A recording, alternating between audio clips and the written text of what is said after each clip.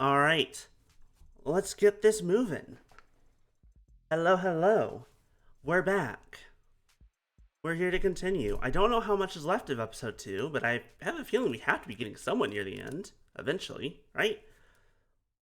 Okay, last time, I'm pretty sure Reyes came to us drunk out of her mind. So I'm very interested to see where this leads. I think we're just about to have a conversation, if I recall correctly.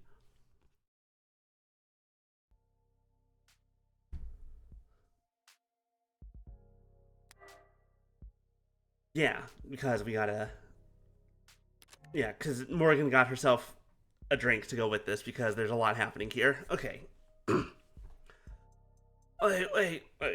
This is the best part of the vid. He breaks down the horsepower. For years, they all abided by this gentleman's agreement where their engines would have horsepower capped at 270 or so. To avoid this, arms race of engineering in a country with such a huge street racing scene. Right. But the crazy part is, it was only ever on paper. They were building and selling cars with 300 plus horsepower. They'll just listed the horsepower as 270 domestically. Yeah. And God, everybody, they were selling the same car with the same engine, with the same goddamn torque rating in two different countries. And they were saying, I don't know, I think it's only 276. That's crazy. I was born in the wrong generation. I'll die without even knowing what gasoline smells like. Gasoline is odorless. What? It's odorless. They added a strong smell during refinement so that leaks could be noticeable. That's natural gas, you dummy. Scared me for a second, jeez. You're trying to ruin something for me that I never even had a chance of experiencing? You better get it right. Doesn't know the difference between gas and gasoline. So, you knew chopping. God, we dated, okay? Happy? I wouldn't have guessed that. For how long? Once. Which is not a lot, duh. I know. It was such a shitty date. Orange uniform, I was supposed to salute. Yeah, there's a lot of things just no, that's immediately. And God, was he cheap. I said, let you tip the bartender, and he got all confused. He just handed me 2 cans. Why would I tip? Because you tipped the goddamn bartender, man. That's why. Okay, Reyes, you're slowly climbing back up my list of respect. I'm slowly respecting you more. I always tell when someone grew up with money. They just can't hide it. Maybe none of them ever learned the decency to try. Oxford's not so bad. I mean, it's obvious still, but the airhead part kind of offsets it. Yeah, that's. What do you mean? Emma comes from money. I guess even you can tell a joke. Worst date I've ever been on. It just looked like she was gonna stab him. He was allergic to salt with all the nitpicking he did. He has the balls to tip 10%. That is bad. Exactly, Bibies. We're objecting to the 10% tip. 15% or bust. But also, as someone, hi Bibies, as someone who lives on tips and literally 2/3 of my income is from tips, please tip. Please, anything at all. Thank you. No, we're not objecting to me wanting tips. I want my. It's how I live. I'd be dead without it. Thank you. I'm hydrating. I'm postured. I promise. Oh, hi, Biscuit. Baby boy. Hi there, baby. Biscuit has come to say hello. Oh, what do you know? You probably haven't been on a date since the 60s. How old do you think I am? I was talking about the tip. Hi, Maya. Hope work is good. What tip? Oh, the tip. Oh, yeah, but still, do you even have a dating profile? Or do you just hang around funeral homes and castles and shit, looking for other creatures of the night? I don't have a dating profile. You, Biscuit, met Choppin' through an app. A dating app for cops. Okay, immediately? Terrible idea. I'm gonna be real. Terrible idea. That's just the worst idea. There's a dating app for cops. Just for cops. Just for all. Why is it called Just for All if it's just for cops? It's it's a pun. Well, not really a pun. Wordplay. Play on words for justice for all. The cop catchphrase. We say it all the time when we catch people. There's an app for everyone. Oh, even lawyers with sun allergies. I don't think there's an app for me. Hang on. Let me project a hologram of the world's smallest violin out of my eye socket. Apps suck anyway. That's why I'm at. She was terrible. Her teeth. She was trying to smile or some shit. She was all teeth. I think it was her first kiss. You remember your first? I don't know why everyone's always so concerned with first. How's that mean? Don't worry about it. I have never once given a second thought to anything you say, so get that straight. I wanted to slap the guy's dumb face at the end of that date. I didn't even recognize him. When Lennon and I came in, he was face down. All floor, blood, just blood and vapor. Couldn't turn him over, had to preserve the scene, just had to leave him there. Sorry. Sorry? I'm not sorry, I'm angry. You seem to get angry a lot. Do you need a therapist? Have you been to anger management? You know what that's about? Managing anger. Keeping calm. Letting your emotions control you. I'm great at all of that. If you say so. I do say so. What I feel most of the time, I'm a goddamn saint of how calm I stay. I'm just too small. A hole in the bottom of a big water tower. It fills up faster than it'll ever drain. If I was big, I'd trample this whole city down long before my anger's gone. Didn't even seem like people from the hall. Just two people-shaped things face down in blood. Sosuke and Chopin. They were both face down. What? Yeah. Because Rogers was cuffing Sosuke on the ground. Rogers. What a klutz. That guy couldn't cuff a cow. A cow. Oh no, something that cuff easy. A dress shirt. Oh, what do you want? A round of applause? Everyone clap for the world's greatest, wordsmith. Just shut up. Wait, hold on. I need to know more about what you mean. Tell me more about what you mean. Tell me more. Give me the footage. You have the footage. You're the only one that fucking had their goddamn body cam on. Persuading her to remove her shoes and socks before tossing her up the stairs was the very upper limit of my patience. Making it off the floor and onto the bed is up to her. I don't care. I can sleep on my couch. I can sleep in my chair if I had to. I can fall asleep in any position, actually. It's not actually worth bragging about, especially to myself. So now a homicide detective knows where I live. Guess the address is on the business card, a downside of a home office. At least it's fun to imagine how sick she'll be tomorrow. Can't remember a time I got that drunk, thankfully. Can't remember a time I got that mad. I also have never been that drunk, and I don't want to be. Sounds like a bad time. And the last time I cried. Screw this. Introspection's a scam. I'm not nearly so flush that I can afford to waste time on it. No looking inward. Otherwise... Oh my god, stop smiling like that. Yes, you found a teacher's missing key card. No, you're not Sherlock Holmes. Or whoever his lawyer was. Oh, I'm sure. You're gonna be the most popular kid in school overnight now. Well, I wasn't being that sarcastic. Better hope it's somewhat true. Deadline for your club sign-up period is next week, isn't it? Actually, you'll need to find 4 members. I'm gonna be out that day. Family thing. What a face. You show everyone puppy dog eyes that pathetic. Look, if you're gonna be a lawyer, you'll need to get better at reading fine print. See, you need 5 members to found a club. But if you have at least 2 students present at the qualification time, you can get an extension. I mean, even you can get one person to join, right? Just use that winning personality of yours. It's a family thing. I can't say no. Nothing. I didn't say anything. Is that Rockford? Is that a young Rockford? How long have they known each other? Hi, Shalier. Hello, hello. How you doing? Whoops, Caps. It's fine. No worries. Alright. How bad is Reyes? Oh, this is later the next day.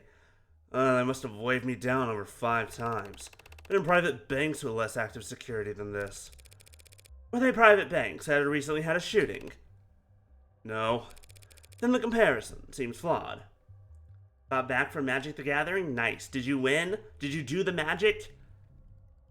Did you gather all of the magic? That's how that game works, right? You gather the magic at the end. Whoever gathers the most magic. Armed guards in the halls, drones outside the windows, androids standing firm in the streets, triple spectrum scans at every entrance. They really rolled out the red carpet for you this time.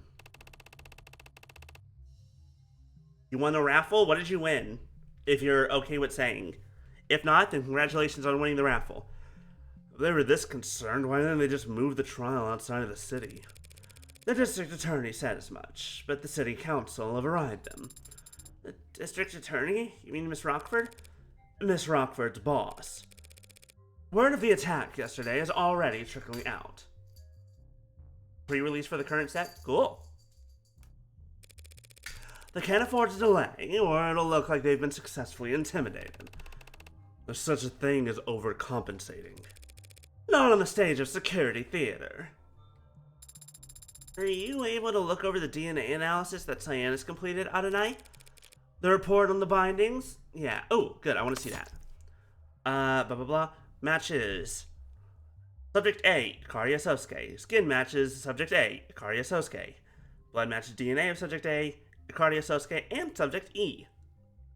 Miller? Wait, why was Miller's blood on the cloth? Unless it fell into... No, it shouldn't have. The knife, maybe? The blood from the knife, maybe, could have gotten on it? Gave me a lot to think about on the ride over. You're looking much better. I don't feel better. Gave me some sort of injection last night. Woke up in much more pain, but they still insisted on taking off all my bandages. Some sort of injection. Sosuke consented to intravenous injection of recovery accelerant at 9:33 p.m. last night. You consented without knowing what it was? I nodded. Thought it would help me sleep. Interrogation room floor isn't exactly ideal for rest. Spoiled brat. This is the same guy who was confidently telling me he was fine with going to jail. What about you, Hananai? Were you able to get any rest? I slept like a rock. Eventually. Didn't even wake up when a certain unwelcome guest stumbled out the door in the early morning, thank God. But it wasn't accelerant, huh? I thought there was something familiar about this discomfort. They gave it to us back in the military on occasion. Heal up faster, but it still takes the same toll overall. Explains why I feel like all my bruises are fresh. Why'd they wait until now to start giving Sosuke medical attention, though? Because they're cops and they suck. Probably need to be careful with saying that. Well, there are no cops near here. If any cops lived near me, I would have been dead a long time ago. Emma must have realized I was getting a bit silly, trying to accuse you of murdering 5 people when you looked like you had been thrown through a windshield. Don't worry, Sosuke. You're still handsome, even without the rugged edge that your injuries provided. Hearing that doesn't make me happy, you know, he said in the most tsundere way he possibly could. Then why are you blushing? It's not like you're spotless. Still have a mark on your left eye. Huh? No, I've had that since birth. Oh. I was told once that it's charming. You bring it up. Is it not charming? So needy. Biscuit boy, what you doing, baby? Baby boy, boy. What you doing? No? Okay.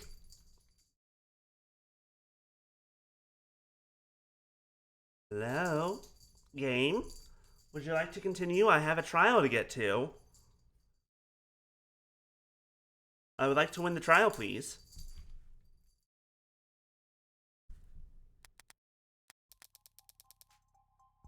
Thank you for clarifying that for the court, Detective.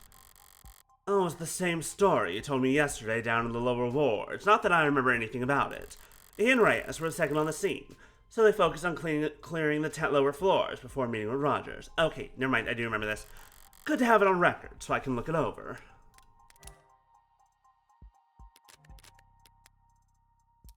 As for the next item on the docket, calling the defendant to testify, seems like it's going to be a nothing burger. Not entirely, Your Honor. My client waves his right to decline. Does he now? We're gonna put Sosuke up on the stand. Sosuke Akaria. I'm the head of personnel security at the Akaria Financial Group. And the IFG. That's a family-run small business. Mom and pop operation, I take it?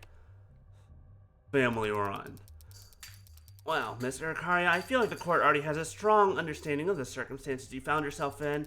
How you were captured and tortured by these 4 known criminal associates, all of whom are now dead. How you were found standing over the body of Officer Chopin. I suppose all anyone can ask is, what do you have to say for yourself? I can only tell you what I remember, even if that's mostly pain. How about after the pain? How did it end? I woke up to the feeling of my blood drying on my skin. Familiar sensation for a head of personnel security, I assume? Objection! I can answer. It was a novel experience. Pulled off my blindfold and felt like I'd stepped into the desert. White flaring in my eyes, heart thumping in my temple, and I realized there was a gun in my waistband. Indicator showed it was spent. Didn't know what to make of it. Does this gun look familiar to you, Mr. Akaria? Yes, that's the same gun. As the records show, the witness has admitted to wielding the same Mag US used to kill 2 of the victims. Is this okay? Stumbled forward towards the door, and past it, the whole room seemed red. And after that, you don't remember? Anything else you'd like to say to the court, Mr. Akaria, before we finish? There is one more thing I recall. I remember holding my sword. Uh-oh. So he admits it? Remember holding your sword. Ugh, that ain't good. That's very interesting of you saying, Mr. Akaria. It was on the ground, and it's important to me, so I bent over and picked it up. Do you recall the next thing you did with that sword, Mr. Akaria? No, next thing I know, I'm being transported and read my rights. I see. Your Honor, do you feel that we need to continue? The questioning? The trial. Ouch. Ready to begin cross-examination at any time, Your Honor. If you insist. Round 1, fight! Surely we're past round 1 by now. Woke up in that room blindfolded and in pain. Okay, normal things. Let's manage to untie my binding. Okay. That's the call, because we know that they were cut. Wanna bet? Sosuke couldn't have untied his way out of his bindings, knowing they were very clearly cut by something sharp. Objecting to a statement from your own client now? What do you mean, Morgan? Biscuit? Hey, baby boy, I love you. Don't do that. Biscuit, if you want pets, you literally just walk over here or get up in my lap, and I will give you all of the pets forever. Isn't that right, baby? Come here.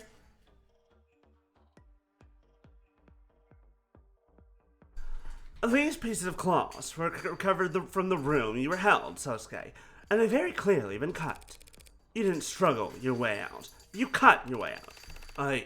Now that you mention it, that's right. But if I cut myself out first? Your Honor, the people ask that the defense do their testimony coaching before the trial begins from now on. As it stands, this has been a colossal waste of time. Yeah, I mean, this detail probably isn't important, right? It's very important, Your Honor. If he used a blade to cut himself free from his bindings, that means Sosuke couldn't have gotten free until someone handed him a blade. Meaning that the people's theory of a daring escape mid-interrogation is Is doing just fine, thank you for asking. None of us in the court here today seriously believe this man or his memory can be taken as the truth. Then forget him and just look at the bindings. They're hard physical evidence, and they had to have been cut by something sharp. What do we know that fits that description? You think it was Yoru?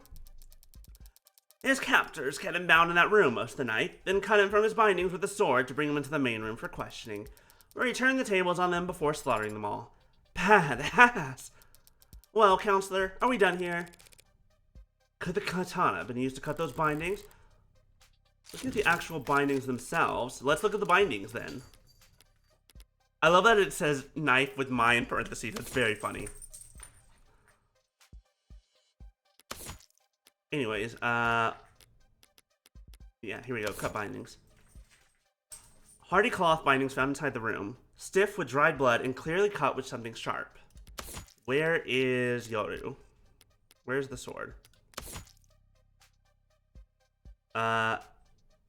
Bladed weapon found at the scene of the crime. The steel is chipped at several points, especially the tip. It couldn't have been the sword. It could have been. Could it have not been the sword? Could it have been the sword? That feels unlikely. But I feel like our entire thing hinges on this. Our entire like conversation up to this point hinges on the fact that it wasn't the sword. Of course it wasn't the sword that cut those bindings. What do you mean? The problem lies with the DNA. Your Honor, if we could please draw the court's attention to the forensic analysis of the bindings, you'll notice your client's blood, obviously. Yes, obviously. But upon closer inspection, you'll also see that blood from Miller was found as well. The poncho guy, who was stabbed in the throat, as the court may recall, by your client's sword, as is no doubt still fresh in the jury's memory. Well, how can that be, Your Honor? What do you mean? Isn't that sharp enough? What a piece of... How can Miller's blood have ended up on the bindings that kept my client from leaving the room in which he was held, unless Miller was killed before my client was ever cut free? That's kind of a big deal, isn't it? I thought so, at least. She's lying. That's not possible. You thought wrong, counselor. It's true that the katana has blood from Miller's stabbing on it. And I'll admit that it's surprising to see his blood on your client's bindings. Miller's autopsy shows he has no wounds beside the fatal puncture on his neck. So the bindings on my client had to have been intact at the time Miller died. But those bindings didn't need to be cut before your client could kill him. What? Surprise, motherfucker. Hi, Delphi. We're solving murders. Murders that we caused, but, you know.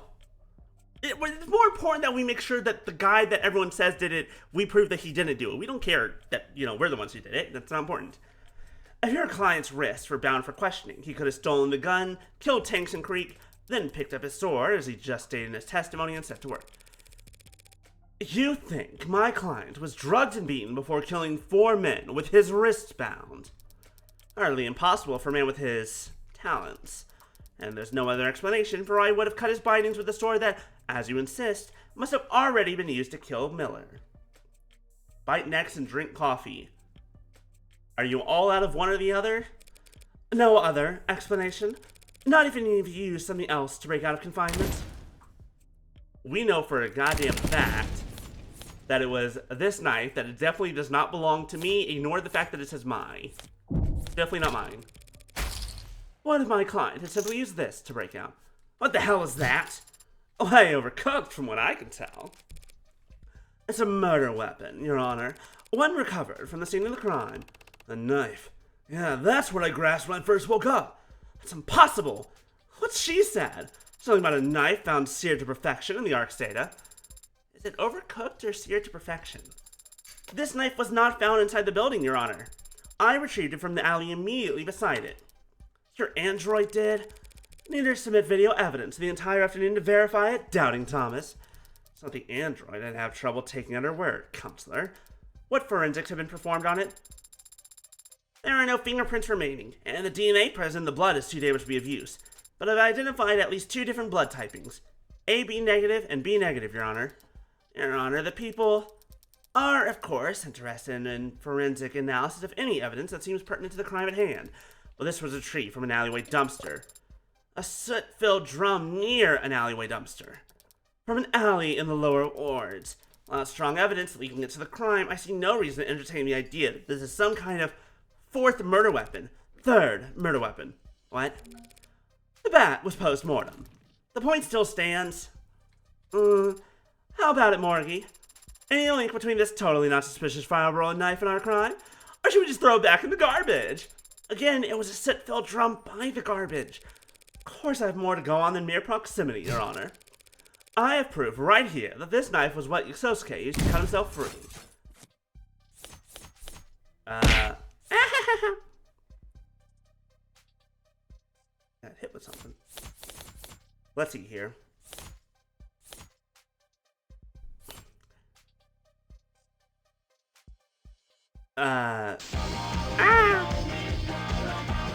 Screw ads. Thank you, Shalier. Thank you for 16 months. I appreciate it. Biscuit, what you doing, baby? He's fine. He's eating. I think what's going to be important is Miller's blood. Because if we recall, Miller... Where's your fucking name? I just passed it. Is B negative. Yes.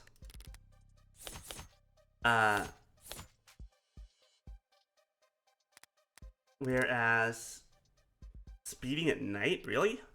Weird.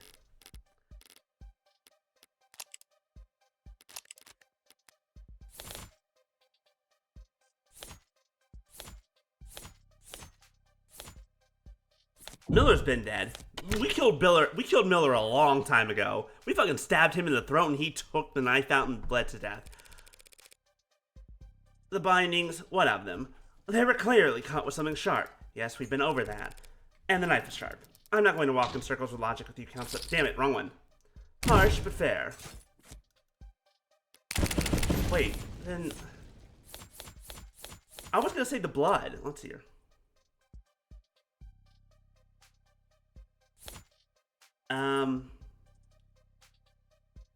Cut on left-hand finger, maybe? Just take another look at that. Your client's medical intake record? I like to still be drumming up sympathy. But if there were a shirtless photo in the file, I suppose I have a duty. There are. What? I did not receive my shirt for... If I may please direct the court's attention to one specific item and not talk about my client's absolutely gorgeous bod when he takes his shirt off. Wait, no, I want to talk about that one. Later, adjutant. A slight laceration found on left hand. What do you mean slight? Like a paper cut? More like a cutting board accident. Neither paints a very gallant picture. But if he had a cut on his finger when he was first arrested, then it must have been sustained around the time of his escape. Like him when he was using a knife to cut himself out of bindings while blindfolded. Yeah, that makes sense. Even a master swordsman can nick himself on his blade every now and then. His katana was found with a lot of blood on it, yes, but none of his own. Adonai is correct. Yoru was thoroughly tested and found to have blood residue matching Miller, Trey, and Officer Chopin, but not one drop of Sosuke's. Meanwhile, we have a knife right here, ready to be submitted into evidence and studied under every microscope the state can find. That just so happens to have Sosuke's exact blood type on the tip. AB negative. That blood type doesn't match anyone in this case's full file, except for Sosuke. What? I do blood type fortune telling. So I have a hobby. Shoot me. 2 shots right to the base of my skull. Counselor Morgan. Perhaps you might grace us all with your formal request. I call for this knife to be submitted into the record and forensically analyzed as quickly and thoroughly as possible, because I believe it is the murder weapon that actually ended Miller's life. Knife to the neck would be much easier to pull off than using the very tip of a sword. I'd hypothesize. Definitely don't have any experience with that. Don't worry about it. Nice recovery. Perfect Ukemi. In other words, then, you're asking for the medical examiner to reevaluate whether this knife might be a better fit for the wound in Miller's neck? Yeah, did you just repeat what she said, but slightly rephrase? A conversational tactic to surpass Metal Gear. It's worth repeating, Your Honor. Don't make Metal Gear joke references here. The bitch playing this game has only played one Metal Gear game. And it was Metal Gear Solid 5, both versions. Ground Zeroes and Phantom Pain. Never touched another single one, although does know about them. Because the people understand the full weight of what this knife implies. It can overturn this entire case in an instant, depending on what Sato finds. Emma's repeating what I said because she's stunned. More Metal Gears? Biscuit boy, biscuit boy, biscuit boy. I just flashed her my hand, and it was one card away from a full house. The people have no objections, Your Honor. This trial requires that we fully examine this new piece of evidence. Cool. Does someone have her number? Is there a group chat for everyone who works for the government, or Dr. Sato is already on her way? So there is a group chat, and I'm not in it. She'll begin the examination as soon as she arrives. Because we just slack off until she's done, then. It occurs to me, Your Honor, that we ought to thoroughly examine why this possibly critical piece of evidence was not found during the police's investigation. The investigation and preservation of this crime scene was a joint effort between the police and Cyanus Security. And perhaps our next witness can shed a light on the source of this deficiency. Hey, Biscuit, are you looking at me?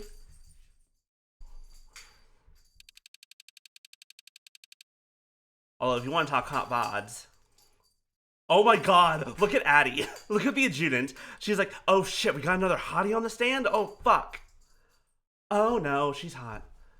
Adeline Hahn, site manager at Cyanus Security.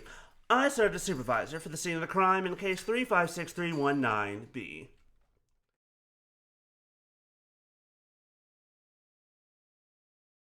Just Shadow. It's just that she's not wearing a bra. Or if she is, it's a very loose one. So the shadow of her shirt is just kind of... Wow, can I call you lady? Nah, babe, what should I call you, though? Well, you can keep calling me babe, or... You address the adjutant as Your Honor. Awfully cold name for such a hot... Why the hell wasn't this knife found sooner? I love the fucking personality robot judge, the robot personality droid, and the fucking technically mob security officer flirting. There's something so about that. I love it. Well, I hate to throw a business partner under the bus, but we at Cyanus Security maintain the perimeters and stand watch over secured scenes. It's the cops who do the searching and flagging. You have to ask them why they didn't go dumpster diving. It was a drum. The police aren't your business partners, though, are they? I don't understand the question, Your Highness. Cyanus Security is a cell corporation owned by FIC Holdings, an officer a rebranding and effective pseudonym for Kim Acquisitions. Cell corporation, informal rather than legal, label for a business that operates without any clear, explicit knowledge. The name comes from convert cell systems. What is my job? The new sync outfit they're giving Rika and Pokemon. I have not. I need to look this up. Hold on. This is going to be an important thing to look up. Pokemon Masters Rika sync outfit.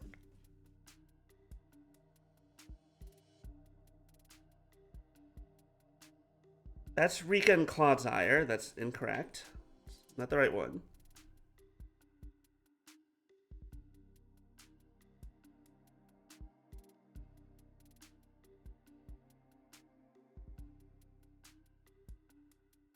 Oh, Signasuit, that's what it's called. I haven't played that in so long.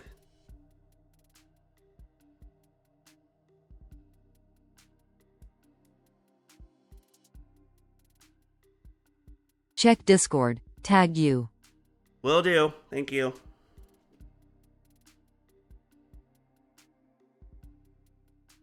Oh. Oh. Oh my. Oh.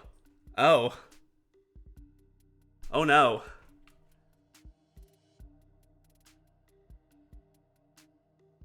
Oh my. Huh. Ha. Hoo. Ha. He. Ha. Hoo. I'm okay. I'm just very, very gay.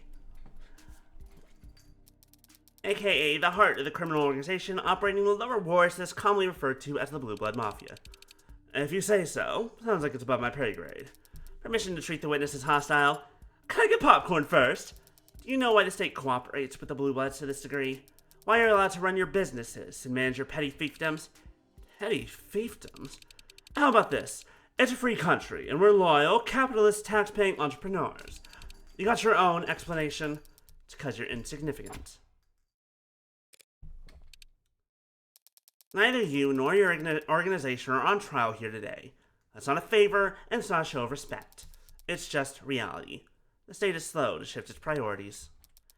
You aren't the focus of this investigation, but if you impede this trial's progress by dodging questions and playing stupid, you'll find that the state shifts its attention to your neck very fast. You got questions for me then? Why wasn't the alley searched? Because the police found all the murder weapons within minutes. No rational person walked into that bloodbath and thought, gee, I wonder if there's a knife buried under a pile of ash in the alley downstairs. You're a witness, counselor. My turn. If my hunch is right, it'll be critical that I gather as much information as possible about the scene of the crime, and the ways in which it changed after I left. When did Tiana security first arrive on the premises, ma'am? Midnight. About 2 hours after my client was arrested. You're sure? Checked my messages and saw the time right on my phone when we got there.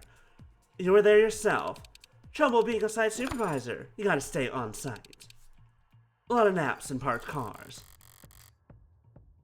Han let slip a few details about the building's setup when we first met. Time to get it all out on the record. Do you know who owns the building that these crimes took place in? I don't. Do you know who installed the security features on location? It was Cyanus. Must have gotten hired by someone. Not my department. But you recognize some of the handiwork? The front door was Cyanus, the individual vault room locks too. That front door was locked when officers arrived. They had to shoot it open. Shouldn't your security systems recognize officers of the law? Our doors use physical locks. A lot of folks in the lower wards don't trust a fob scanner that can be hacked. Physical locks can be bypassed too. Sure, but at least that takes time.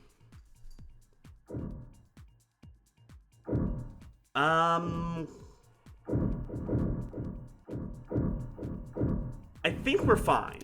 I don't think I need to... That knife was found in the alley only yesterday, even though the police should have searched there. Yeah, seems like not everyone did their job. Did you do yours? Was the alley monitored around the clock? It was. Any disturbances to the scene in the alley? No.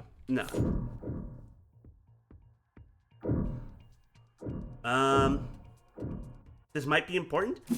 So there was no opportunity for someone to plant that knife after the crime occurred? Not even a blue blood. There were cops coming and going all over. Why don't you ask them if we went around planting evidence? We did. Oh, I was honestly hoping that was actually going to be helpful. I wasn't trying to accuse them of corruption. The reason why I did that was specifically to get on the record that, hey, no, it was impossible. It was a warm night, I'll bet. Ask me about the weather. Not exactly grade A small talk. Relevance, Your Honor? I was trying to be polite, but if you insist. Were the windows open in the building when you arrived? There's a lot of windows, not sure. Biscuit, what you doing, baby? The crime scene in the room directly below it. Were there windows open?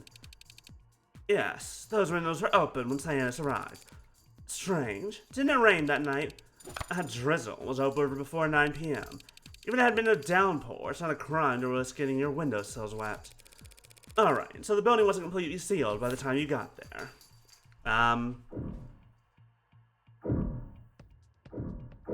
Okay, I feel like this is the only thing that matters then. Hopefully. Although, I suppose... Is there any way to unlock that front door without its key? I mean, you could use a spare, right? Is there a way to lock that front door without its key? Yeah, the technique's real complicated. You walk out and let it shut behind you. That door is designed to lock behind you automatically. It's a selling point for a building designed to be secure. Thank you. That was a very enlightening conversation, but it raises just one question. Whoever could have gotten inside the building before Choppin and Rogers? Biscuit. Blackjack. Biscuit, what you doing, baby? What you doing with that bag? Hi, baby boy. Baby boy biscuit. What the hell are you talking about? Your Honor, perhaps Counselor Morgan might narrow down her absurd attention-grabbing claim first, so that the people can properly eviscerate it. Yeah, what she said. Someone got into the building before Chopin and Rogers did. Someone got into the building before Chopin and Rogers did. That's become obvious. What are you talking about? The only way into that building was through the front door. Chopin had to shoot it down. Are you suggesting that he didn't even try turning the handle first?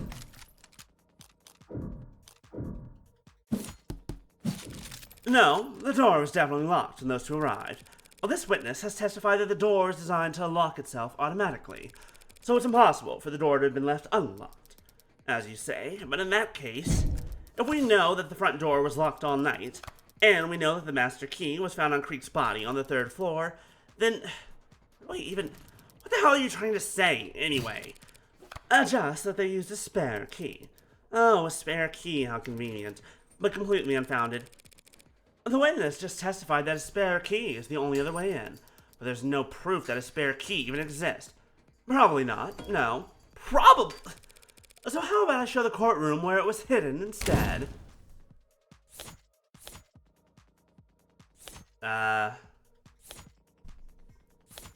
Where was it hidden? Found an alley, burning before scene secured. Knife underneath its set. I mean... Maybe... Oh! I understand! It was hidden under the dumpster. That's why the dumpster was moved. Dumpster? What is your obsession while presenting evidence found in the garbage? I'm going to ignore that comment. And besides, there wasn't a spare key in the dumpster. It must have been underneath it. What? Is that true? Hey, don't look at me. I have no idea what she's talking about. That dumpster has clearly been moved, as indicated by the markings left behind from dirty rain in the lower wards. You can all see those marks counts there, but it could have been moved at any point after the last time it rained down there. The witness just testified that the last time it rained was 9 p.m. on the night of the murder. So what? Your claim is that a spare key to the front door was left underneath the dumpster? Not so dissimilar from leaving a spare key under a potted plant, or a setting stone, or a Biwa statue. This isn't anything like either of those examples. That dumpster is massive, and its wheels are long gone. Correct. So if anyone had moved it after police had arrived, the cops definitely would have heard it. If it was moved after the rain stopped, and before Chopin and Rogers got there, that narrows it down to sometime between 9 and 10. And, of course, someone would only bother to move a dumpster that heavy if they knew what they'd find underneath it. Someone like...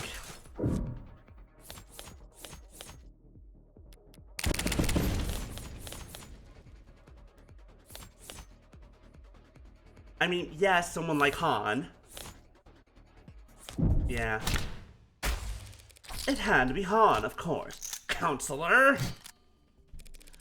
As a known associate of the Blue Blood Mafia, an employee of the security company who installed the front door of the crime scene, she'd have known exactly where to find the spare key. That dumpster also happened to be incredibly heavy, but I don't believe this witness's mod documentation has been submitted to the court. Could you estimate for us your approximate lifting strength?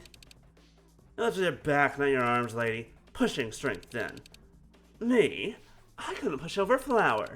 Fact is, you're just bullshitting. There's no proof for any of what you said. We could check for your fingerprints on the front door. You'll find them, because I've used it plenty of times. It's my job. We could check for your fingerprints on the dumpster. That thing's filthy. You'll get nothing but partials from a bunch of unlisted, and addicts, and whoever else stumbled around in that alley. Would we? I don't know. And if you do, I might just recall how I nearly puked when I saw that crime scene, and how I might have stepped out into that alley to catch my breath. Would you believe I rested my hands on the dumpster then? This line of questioning is unproductive, Your Honor. Counselor Morgan cannot substantiate her theory because the fact is, there's nothing strange about Han's print being on any centimeter of that building, not when she spent nearly 2 full days patrolling it. True, fingerprints won't be enough. I need something more impactful, and I've got just the thing. Han was there that night. She was there before the police ever were, and she was there long before Cyanus showed up at midnight. And I can prove it right now. How?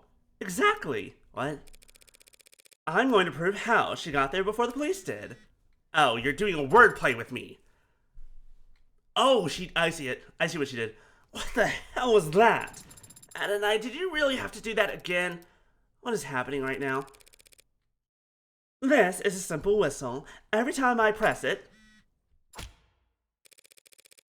every ad in the courtroom picks up a rather nasty frequency, as does any phone with the proper receiver app installed. So, should the witness be excused so she can answer her phone, Your Honor? You brought that shit into the courtroom? Where exactly was this whistle found? At the scene of the crime, of course. Near where Creek's body lay. Police must have disregarded it as a keychain or a toy. Didn't anyone ever teach them that when you find a button, you should press it? That's the exact opposite of what you should do at a crime scene. Now, I'm all for pressing buttons. I want to go... Uh-oh, I blew something up. It's fine. Yesterday, Dr. Sato testified that Creek was alive for several minutes after being shot. If he pressed this whistle even once in that time, the witness's phone would have started getting alerts. As I've demonstrated to the court just now. Anything to say for yourself, Miss Han? Did someone install the app on your phone as a prank?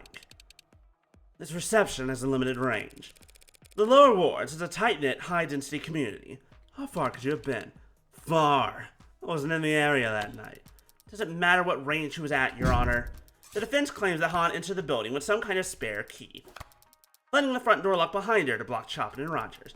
Those two officers did enter after they shot the lock, at which point they didn't run into the witness.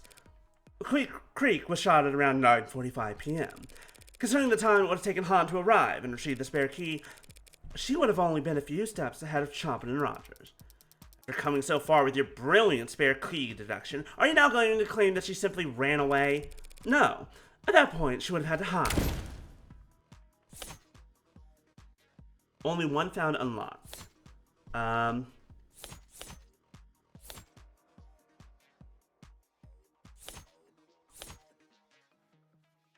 But they didn't actually... The first floor vault, they didn't actually, like, find anyone. Well, hold on. Where is it? Where is it?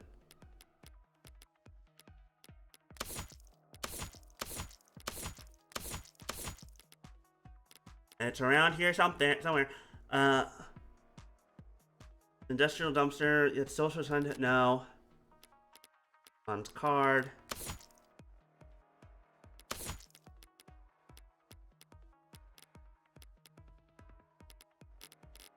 Where's the door? Oh, it's at the very top because of the fucking quotation marks. That this one vault door was unlocked when he utilized a physical key. Nothing suspicious was found in this or any of the other locked. Oh, that's okay. It must have been there. Since they didn't see her, logically, you must conclude that she hid in the one of the rooms on that floor. That is logical, but it's also entirely conjecture. Not this time. Detective London's testimony established the possibility. Remember what the good Detective London testified earlier? Rogers had already apprehended the suspect, so we focus on securing the area. Sunshine and I cleared the first floor. All rooms were empty, but one was unlocked. Can you teach me how to speak brackets out loud later? Wait, are you saying she made that noise with her mouth? Curse you visual novels without voice acting and in order to add that one joke. God, I love when people do that kind of joke. Like in the Scott Pilgrim movie where it bleeps out. It's like, how did you do that noise? How did you do that with your mouth? Two police detectives have sworn that one vault on the first floor was found unlocked. Unlocked perhaps by a spare master key. Is that some kind of big deal? Your Honor, what Counselor Morgan is proposing would put the witness behind Officers Chopin and Rogers as they proceeded upstairs. Not a bad place to be, if you want to do some backstabbing. You gotta be shitting me. That's some creative geometry you're employing, Counselor. Imagining the witness as saying ellipses whenever I see them in text, that's really funny. Well, see, here's the thing. I often will out loud just go ... to do ellipses. Like, when I see ellipses or whatever, I don't say ellipses, I just go ... And that's just a real thing that I fucking do in real life sometimes. Not often, but sometimes. Imagining the witness is somehow getting positioned behind Tariq Chapman, yet somehow remaining invisible to the eyes of Officer Rogers. Ugh, that's non-Euclidean crime scene recreation. Very novel. Her insult sounded really smart, so I'm inclined to agree. Thought I had something, but when I tried to put the cards on the table, how could Han have gotten behind Chapman on the 3rd floor? Was Rogers distracted on the window, maybe, or... Wrong question. Getting ahead of myself. Trying to work backwards at this point. I shouldn't ask what Han could have done to get in position where she was able to kill Chapman. I should first ask what Han would have done to serve her own interest. Your Honor, there's some testimony I'd like the court to hear once more. If you could access the stenography protocol. The what protocol? I'm supposed to be taking minutes for this meeting. I can recall any testimony you want to review, Adonai. If Han won't self-incriminate, then the only testimony that could give me a clue as to her actions would be... probably Rogers? Recite Rogers' testimony from yesterday. Start from after they entered the building. What are you fishing for? We heard a loud slam. Chapman gets all deadly serious and insists I stay, and he goes ahead. That's it. The sound Rogers heard from the alley. The one that made Chapman want to form a pincer. That must have been when Han... The sound the officer heard was that of someone fleeing the scene. Out the window, down the fire escape. And onto the dumpster. It's a bit of a drop. Even a dainty suspect would make quite the racket using the dumpster lid to break their fall. Your Honor, if we have to entertain this thread of conjecture, might we at least ask for proof that it is somewhat impactful? I hear ya. Counselor Morgan, take this one seriously. You're telling me that. What exactly are you accusing this witness of? Are you prepared to accuse Han of having murdered Tariq Chapman? Honestly?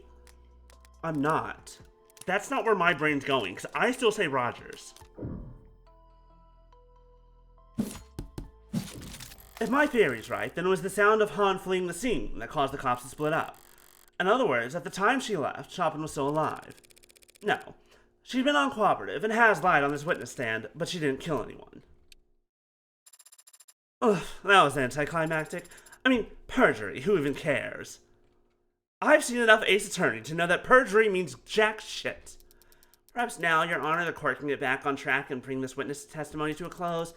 And considering the fact that she may very well have perjured herself, I think it might be a better use of the court's time if we cleared the room for the remainder of this witness's testimony. No objections, Your Honor. Okie dokie. Bailiffs, clear the gallery and remove the defendant to a holding room. Forcing us out? What the hell? Hey, tag along, would you? What, Sosuke? Can't let someone with a concussion fall asleep, right? I'm certainly not still concussed at this point. See? He's delirious. Trust me. Very well, Adonai. Good luck. I'm also doing this probably for your safety. Or for something else. I don't know. But now it's just gonna be the four of us, and the other human judge that's here just because. Place empties out faster than I thought. No gallery. No jury live feed. No bells and whistles. You just give your testimony to the defense, the people, and moi. Then, when you're done, I get to watch them argue over whether or not I should add it to the record.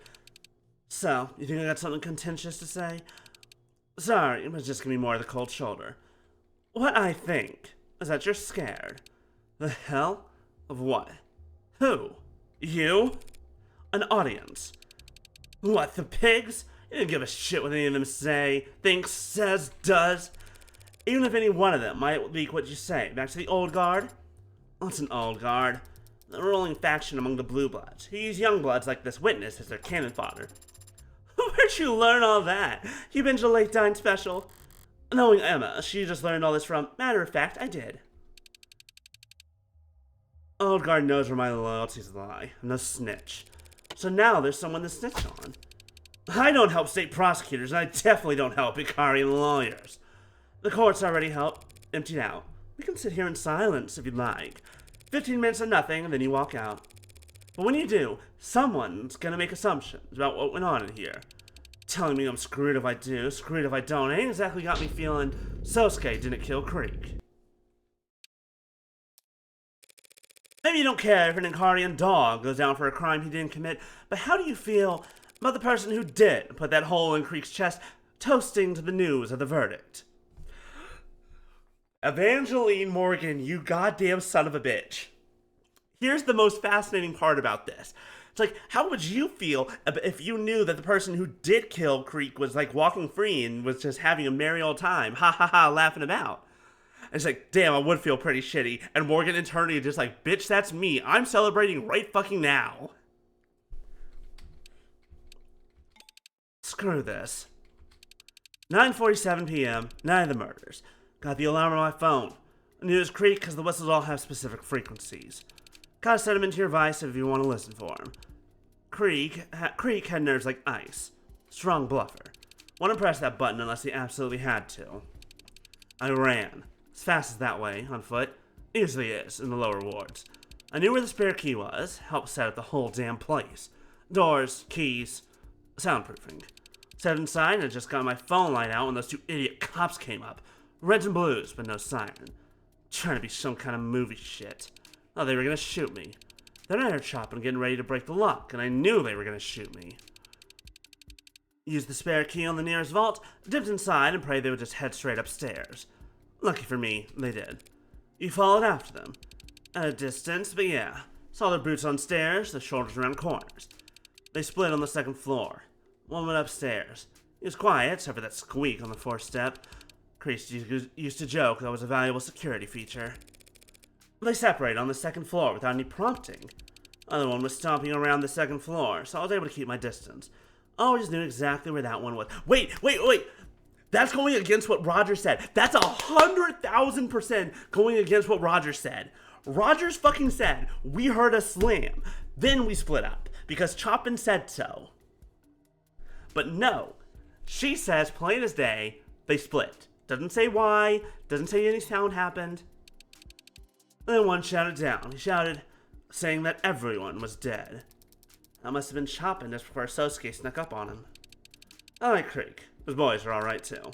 But I did not want to join them in Red Hood's company. So I didn't risk sticking around a second longer. Opened that window on the second floor and jumped for the ground. I was willing to hurt my knees, fall on my ass if I had to. I ended up smacking the dumpster instead. The guy on the second floor shouted after me, "They're in the alley." Her window slid open above me, footsteps on the fire escape. I needed to stop shaking and the fog was with me. They never saw me. You're saying you never even set foot on the third floor? Not until I came back hours later. A Cyanus rep? Nah. Where's the spare key now? Bottom of the bay at the moment. Hell of a throwing arm, as you can see. I'm gonna help you go snorkel around for it, if that's what you're asking. Well then, the people thank you for your testimony. Cleared up a number of oddities surrounding this case. Though none of the answers you provided have changed the fundamental facts of what the defendant is accused of. Not quite. She was in and out counselor, didn't even set foot upstairs. I know. Not until she came back to secure the scene, right? Out with a counselor, there's no need for theatrics without the jury or gallery here. I'm still here. I do appreciate the witness being so forthcoming about her first visit to the scene. Now I just need to explain why she started covering up evidence when she returned. What are you talking about? I mean, Yes, the scrap of paper. Not the red ink, the other one. Why go to such effort to hide one small scrap of paper? What is that? More trash? Seriously? That's exactly what it is. Trash. Garbage.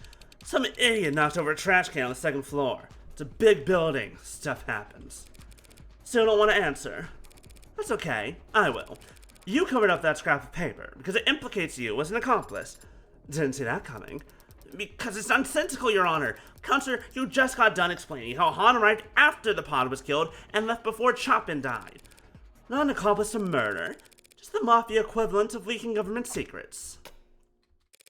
Even though the papers were almost entirely illegible, it only took 4 characters for the P4292 plan to blow up in court yesterday. Years of blue blood planning all down the drain because Creek was reading something he shouldn't have when he died. But if he shouldn't have had it in the first place, one has to wonder where he might have gotten it. All because of that one goddamn watermark. Identical to the one on your own business card. Cyanus Security? You leaked the red ink? Creek never asked nobody for nothing. dumbass was a giver. Gave money, food, blood, more than any of us. Enough that the weaker ones wouldn't have to get stuck. Guy like that came to a two-faced con hostess like me and asked for help. That red ink is radioactive. Anyone caught with it? Why did he ask you for it? Old guard knew Creek was charismatic, brave, smart, everything they feared in a young blood. But they also knew Creek made them too much money for them to just off. The old guy decided to wear them down instead. More jobs than any other crew, more responsibilities, less downtime, no sleep. Keeping too tired to have time to rebel, then wait for them to screw up, so you can make an example of them when they do. Managers do the same thing when a host got too full of themselves. Started thinking they were the ones bringing in the money, they were the ones who should keep it. Just put them on the grind. Grind them into dust. One old bastard had them trying to grab that Akaria kid or whatever. At the same time, another expected to do some kind of arms handoff to a big shot. At least that was the rumor. Look, point is, Creek knew they had a target on their back already, so they wanted some kind of deterrent. They could have dropped that red ink into any inbox in town like a tactical nuke if they had to. Maybe that's why they fired their missile first. You think the old guard killed Creek? I don't think it was that pretty boy Hound nursing those broken bones. Did he off the chopping guy, though? I mean, I'd kill a stuck-up, spoiled prick like that for no motive, so... Did that answer your questions, counselor? Not the most burning one. When did this scrap of paper arrive on the second floor? I wasn't there when I ran out that window. It was dark and you were panicked. How could you even have noticed? Paper's white. If you had seen it, would you have taken it? You kidding? Yeah, of course I would have taken it. Would have eaten the damn paper to make sure. Why didn't you simply eat the damn paper later, when you did see it? Removing an item from an ARC scan building would set off any number of red flags, and the first thing that would happen is they'd wind the clock back to see what it was. That's what I did. Looked back to see how the hell I missed it, but the damn thing was in every pick the ARCs had right from the beginning. Knocking over trash to hide it was the best I could do. Lower war survival tactics, hide in numbers. I'm postured, I promise. I'll hydrate, thank you for reminding me. It's always important to stay hydrated. Drink the water. Yummy water, welcome back. If this scrap wasn't on the second floor when you left, but it was on the arcs from the start, that means Ray's body cam saw it on the second floor windowsill, the one that connected to the fire escape. Your Honor, I believe we're done with this witness, even though all we've managed to establish is that someone went from the third floor to the second floor without taking the stairwell. Someone circled around. You got all that from one paper? Am I stupid? Just because those papers originated on the third floor, that scrap was found by the windowsill. Someone could have taken the fire escape. Exactly! Could have. Someone could have. But obviously they didn't, because then they would have run right into Dr. Sato! She has some evidence, or DNA, or whatever. Maybe an updated autopsy report, if you even care. Should we let her in? Your Honor, you're the one overseeing the trial, so I can cry if I want to. Open her up and kick the flirt out. Hey, Miss Morgan. That Akarian dog didn't kill Creek's pod. No, he didn't. You gonna find out who did? Not your job, huh? Guess I deserve that. Finding Creek's killer is not technically my job either, hon. But if they're brought before me, I can promise I won't hold anything back. Appreciate the sentiment, but I'm not gonna hold my breath. They're in the room with you. They're in the room with you. So, in a way, Morgan has already found Creek's killer. Just, you know. I don't want to tell any of the other youngbloods to hold theirs. Phew. Lots of news to break. I'll leave the interpretation of the good and the bad up to you two. That's cool, I'll just imply on the ugly. It's fine. Counselor Morgan's hypothesis stands. This knife matches Miller's entry wound. Well, how about that? And it matches the wound better than the katana. Considering what we discussed yesterday, I'd be ready to say this is definitively the murder weapon used to stab Miller. But I've had no more luck with DNA testing than Sarah did. You weren't able to get anything. Nothing in the range of admissibility. However, like Sarah, I was also able to perform blood type analysis on the blade. And while I also found AB- and B- samples on it, I found more and more blood type as well. A positive. Uh-oh. Uh-oh. Not you. Could be Chopin's blood. It's very likely to be Morgan's blood. I'm gonna be real. Definitely wouldn't be yours. Definitely wouldn't be yours, and it's not. Not Makoto, no. I have a feeling. I have a bad feeling. Nope, she's AB negative. We're good. It was not A positive. Then who the fuck's blood is it? Wait. Whose blood is it then? If... Wait, now this really doesn't make sense.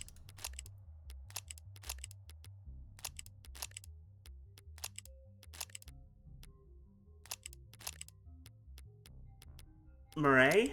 Yeah, she's A positive. I'm trying to remember who else was A positive. Because Murray is, it definitely couldn't be Burroughs. It could be Chopin's blood or it could be Murray's blood. The question is, why would it be Murray's blood? Could be Diamante's, but that seems unlikely. I think they're the only ones.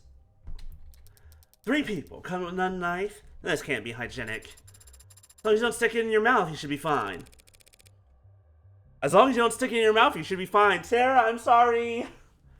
A positive blood? Who was there that night that had A positive blood? Your Honor, these findings bring a rather alarming fact to light. If Dr. Sato believes that Miller was most likely stabbed by this knife and not the katana, that means that this knife was also the source of Miller's blood on Sasuke's bindings. So either my client killed 4 men while cycling between a gun, a sword, a bat, and now a knife with his wrists tied together, all before ever stopping to cut his bindings, or he was still in captivity when the Blue Bloods were killed.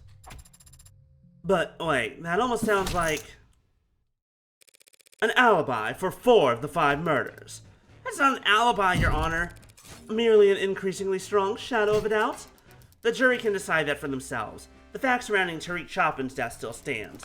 Sosuke Ikaria was the only living individual in the room Chopin was killed in. Sosuke Ikaria is the only person with his fingerprints on the katana, something he corroborated with his very own testimony just a short while ago. And the defense's theorized fleeing suspect has already been revealed as incapable of committing any of these crimes. Yes, but unfortunately for the people's case against my client, there's evidence that completely overturns our understanding of how Chopin died.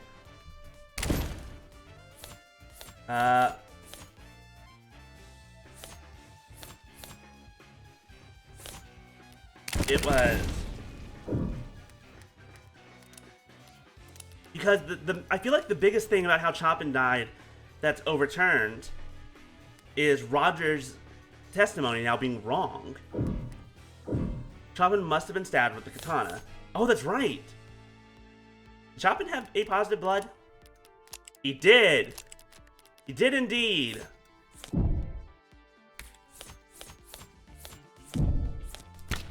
The knife that Dr. Sato just confirmed was used on Miller. Very likely used to kill Miller, yes. But definitely used to kill Chopin. What? What are you going on about? Blood typing. Chopin is the only victim with A positive blood. Even my client, Sosuke, has AB negative blood. Yet, Miss Dr. Sato just told us that A positive blood was found on this knife. That blood could have come from nowhere but the single fatal wound identified on his autopsy. Chopin's blood was all over that scene. The knife could have fallen into it at any point. Check. Not at any point, no. This knife was removed from the crime scene and never seen by the Arcs. That means it had been moved into the alley before Detective Arrayas arrived on the 3rd floor. But Chopin was impaled by the sword. We've all seen it. Yes, but not fatally. How could that stab wound not be fatal? Because it was post-mortem. Oh. You're basing this on the blood? Usually closely following the stabbing, yes. As the amount of blood, Your Honor. An impalement doesn't leave as much blood at the scene because the weapon acts as a stopper. I assumed the amount of blood at the scene was the result of the sword being jostled afterward, because the wound had been aggravated. But this knife turns that idea on its head. Yes, Chopin was stabbed in the heart from behind, but it was most likely with this knife. He collapsed on the floor dead, and the knife was removed, and his corpse was impaled with the sword in the same wound, leaving a mark on the floor.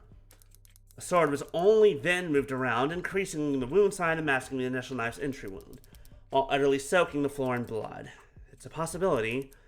If I may, Your Honor, this may be just a possibility, but it's a possibility that makes the most sense to me.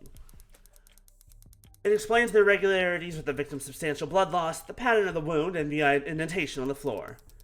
It might make medical sense, Dr. Sato, but the sequence of actions you described are not those of a rational human. But wanting to frame Sosuke for the murder seems pretty reasonable, and stabbing the corpse with his katana would be the best way to do that.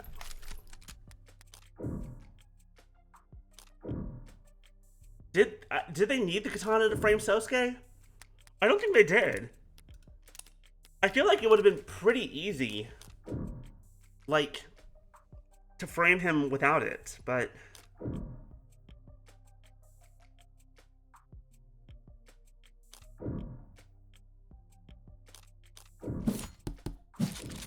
I make a strong argument. In order to frame my client, they'd have to put his fingerprints on the murder weapon, the knife. Oh, no, I was wrong. They didn't need it. They weren't trying to frame Sosuke. That wasn't technically the plan, it was just a side effect. Maybe. Unknown. Nope. No. Nope. I'm sure it occurred to them that the sword would point to Sosuke, but if their primary goal was framing him, all they had to do was put the knife in his hands. That's true. Swapping out the murder weapon and disposing of the knife is 2 to 4 times as much work. That many more chances to make a mistake. It's nonsensical. Stabbing Chapin's corpse with the katana didn't help them frame Sosuke. So what did it achieve? It made a big mess some poor schmuck would have to clean up.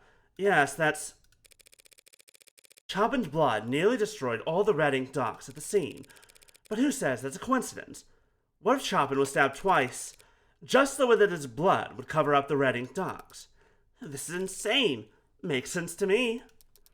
No, not your logic for the stabbing. This idea of yours that Tariq Chapin was part of some kind of conspiracy to defraud the city.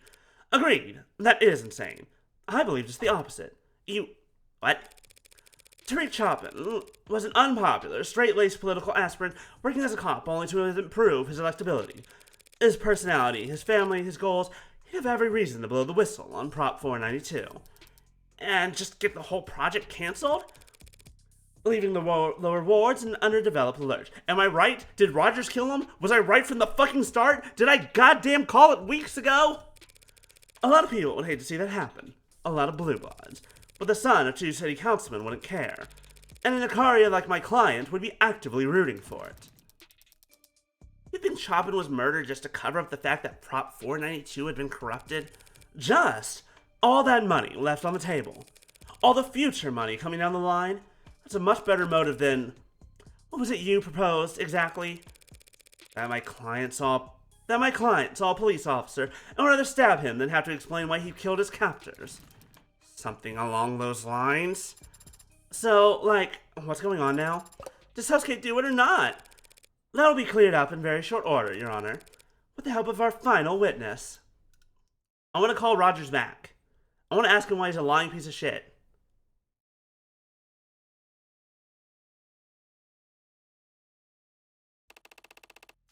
So Yoru wasn't even really used to frame me. It was used to draw more blood from the wound to soak the papers. A very cold decision to make in the heat of the moment, defining a corpse just to protect investments. Colder than stabbing someone in the back, in some ways. Didn't think that was up for debate. Thank you for joining us once again, Officer Rogers. No problem. Where is everybody, though? Well, after the shooting yesterday, I'd rather not risk the integrity or celerity of this trial by rescreening every member of the gallery when I've already cleared the room once. By my, celerity? Speed! Trial's gotta go fast, baby! And it takes everyone a while to find their spot in the stands again. We were almost caught in the line of fire not 24 hours ago, Officer Rogers, yourself included, because of something that you said and did. Surely you don't find the lack of an audience to be intimidating. No, I guess not. Where'd we leave off with this guy anyway? I believe that lawyer over there just accused my late partner of being on the take for the Blue Bloods. I was merely exploring the possibility raised by the witness's sworn statement, Your Honor, that he never heard any gunshots in the area himself, and I stand by that. Good.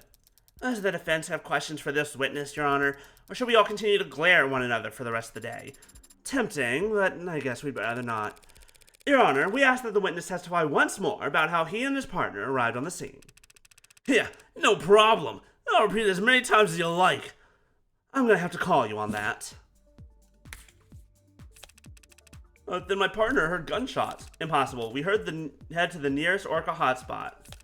Door was locked, checked the alley, but didn't see. Chop and shot off the lock. Followed some kind of loud music up the stairs. Okay, here's the thing. If not for the fact, find the defendant sitting over my partner's dead body. Just savoring the moment, I suppose. There's only one thing to do at this point, and once they hit the trigger on it, things will really take off. Let's see if we can finish this episode tonight.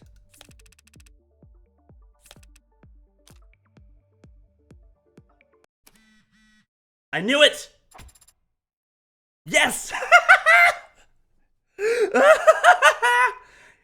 I knew it. He's on the take. Quit that already. As I mentioned, I feel, many times by now, that is a very unpleasant tone, Adonai. Sorry, Butterfingers. Has anyone ever told you it's in poor taste to use the same trick twice? It's been a lot more than twice now. And besides, it's only when it's used twice on the same audience. Speaking of which, you're gonna answer that, Officer Rogers. Just to fill you in, Officer, what I accidentally pressed just now is a whistle found at the scene of the crime. Weird coincidence that my little slip-up coincided with your phone vibrating. Can you read us the notification you received just now? Or should the court computer simply force open all your devices and splatter your data across the wall? Officer Rogers, you have a so-called receiver application installed on the device, do you not? Yes, I do. Is that in line with department guidelines on use of third-party software on state-provided devices? It's not breaking any regulations. It doesn't need to earn you any demerits to make you look guilty of sin. You and your partner, that is. To Chopin also have the app installed. We can go check. Having that app on your phone makes you guilty of something. You'd have to arrest half the cops patrolling the lower wards. What do you mean? It's common knowledge that orcas use unconventional tactics to talk to one another. Flags on building, clothes left out on lines, smoke signals, probably even messenger pigeons. Where? Chop scare me like that. When you gotta figure this statue-esque, every pigeon is a disaster waiting to happen. Anyway, whistles like that one aren't uncommon. So is it common for members of the police department to try to listen in on the chatter of groups like the Blue Blood Mafia? Lower wards aren't a place a cop walks into without every weapon they can carry. That goes double for information. So there's nothing suspicious about his phone reacting to that horrible, horrible racket? And if I had to put up with that noise for nothing? Not for nothing. The witness is correct, Your Honor. There's nothing suspicious about having a receiver installed in your devices, even if you aren't a cop. What's incriminating is the fact that Officer Rogers' device responded to the specific frequency of this whistle. Sorry, officer. A little blue birdie already told the court that you need to input a frequency in order to get alerts for it. Yeah, I know that. So was the whole force, in fact. What? I see. The hell is she reading over there? Officer Rogers, testify about this anonymous tip that the police department received last night. Oh, I haven't seen the submission myself, but it came through the department network straight to everyone's inboxes. Be advised, anonymous tip suggesting potential Orca analog chatter at the frequency listed below. Patrol officers in lower wards use this information at your discretion. That's absurd. What's the point of informing every cop in the city about a secret communications channel? The Blue Bloods would find out their line is compromised within minutes. Would they? I don't know. I don't control how anonymous tips get handled. But as soon as you got an email telling you there might be criminal communications occurring at a random frequency, you tuned into it right away. Believe it or not, I'm a little concerned about criminal communications these days, having seen my partner mortared by an orca right in front of me, barely 24 hours before nearly getting shot myself. Back up. You saw the moment of your partner's death. That's news to the court. Oh, hell yeah, he's fucking up his testimony? You know what I mean. Your Honor, the tip was submitted and the frequency was spread throughout the police department network, likely because the Blue Bloods believed it to be compromised, having already been used at a scene where 4 of their members died. Officer Rogers may have this receiver app on his phone, but so do many other police officers in the city. The app doesn't provide timestamps of when frequencies are added, so there's no proof of when his phone first started listening for the frequency. Neither he nor his partner were members of the organized crimes unit. Therefore, they had no criminal informants of their own, and they could not have obtained this frequency before the rest of the department. Since the defense cannot prove that the signal was acquired illegitimately, I never said I couldn't prove that.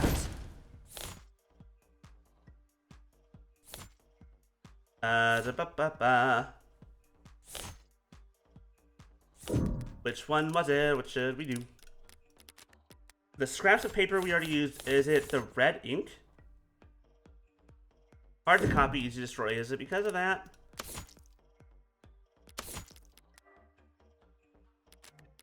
Red ink is around here somewhere.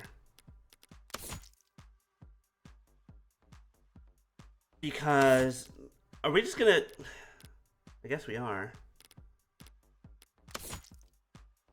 Common type of blueprint left on it. Recovered from the room. Was missed, having been exposed.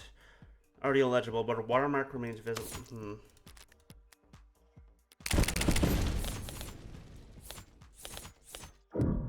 The officers couldn't have acquired that frequency. They couldn't. Oh, but we're saying that they did have it beforehand because of... It's definitely one of these two. Wait, no! No, wait, I forgot about this. The gun. I forgot about the gun. Hold on. The gun that was checked and was passed through. It was fine. Okay. During a routine frisk by officers Tariq Chapman and Huey Rogers, report follows. In possession of firearm in violation of parole. Signs of illegal modification. A suspect communication software installed on personnel phone. Released with a warning. Okay. That's right, I forgot about the gun. Haha! I remembered! The gun. What of it? Not just any gun. A Mag US, legally registered to Ankartan. And how do I know that? Because this gun was identified and scanned over a week ago, when Tanks was briefly detained by some well-meaning officers on patrol. A report. Officers TC and HR reported the following. Subject in possession of firearm in violation of patrol and in possession of suspect communication software installed on personnel phone. You wrote all of that in the report? You and your partner found the emergency frequency for Creek's pod over a week ago by skimming Tank's phone, and sat on it until last night, when you kindly dropped it off in the tip box. How are you even saying? How would we frisk a perp, get good intel, and keep it to ourselves? For the same reason, your partner might report a generic shots heard over the police network when he already knew exactly where to look. The same reason he'd be ecstatic at finding documents on Prop 492 at the site of an orca bloodbath. You wanted your gold stars.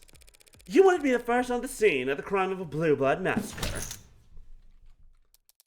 Counsel is badgering, Your Honor, and losing her meager thread of logic in the process. The previous witness testified that there was, in fact, a silent alarm that night. Silent alarm that needs to be actively pressed. It could only have gone out before Creek's heart stopped. Said witness responded to the alarm by traveling on foot, and yet arrived well before Rogers and Chapman. The lower wards are maze-like. She could have been closer. That whistle has a limited range over which it can be received. You propose that Officer Rogers and Chapman were within that limited range at 9:45 p.m., yes? Obviously you do, or else they would never have received the frequency at all. So, if person H is on foot, and individual R is in a police car, and they both receive a signal at the same time, and a train leaves Appletown at 3 p.m., that seems like an irrelevant factor. All the court need consider is this. How could Officer Rogers and Chapman have possibly arrived later than someone traveling on foot if all three were within that range? I can't believe I told my geometry teacher that none of this would ever be useful. This isn't geometry, damn it, it's just logic. The fact is they did arrive later than Han. If I'm right about the motivation for Chapman's actions that night, if he was sitting in his police car and suddenly got a notification telling him some blue bloods were having a life or death emergency, how would he react in that moment? It would seem that the defense does not have evidence available to address this contradiction, Your Honor. Evidence explaining exactly how Chapman proceeded to the crime scene. Do we?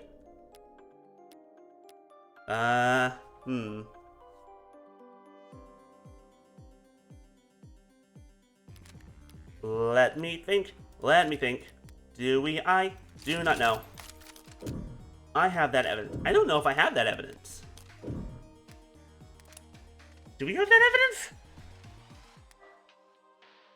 Does not have evidence of it. Exactly how Chopin proceeded to the crime scene. Do we have that evidence? Wait. Maybe we do. Because he went straight to the 3rd floor, right? Is that not weird? That he didn't even search? The fuck is it? Autopsy records, testimony. I needed someone else's testimony, damn it. No, where's Rogers' testimony? Or was it London's? No.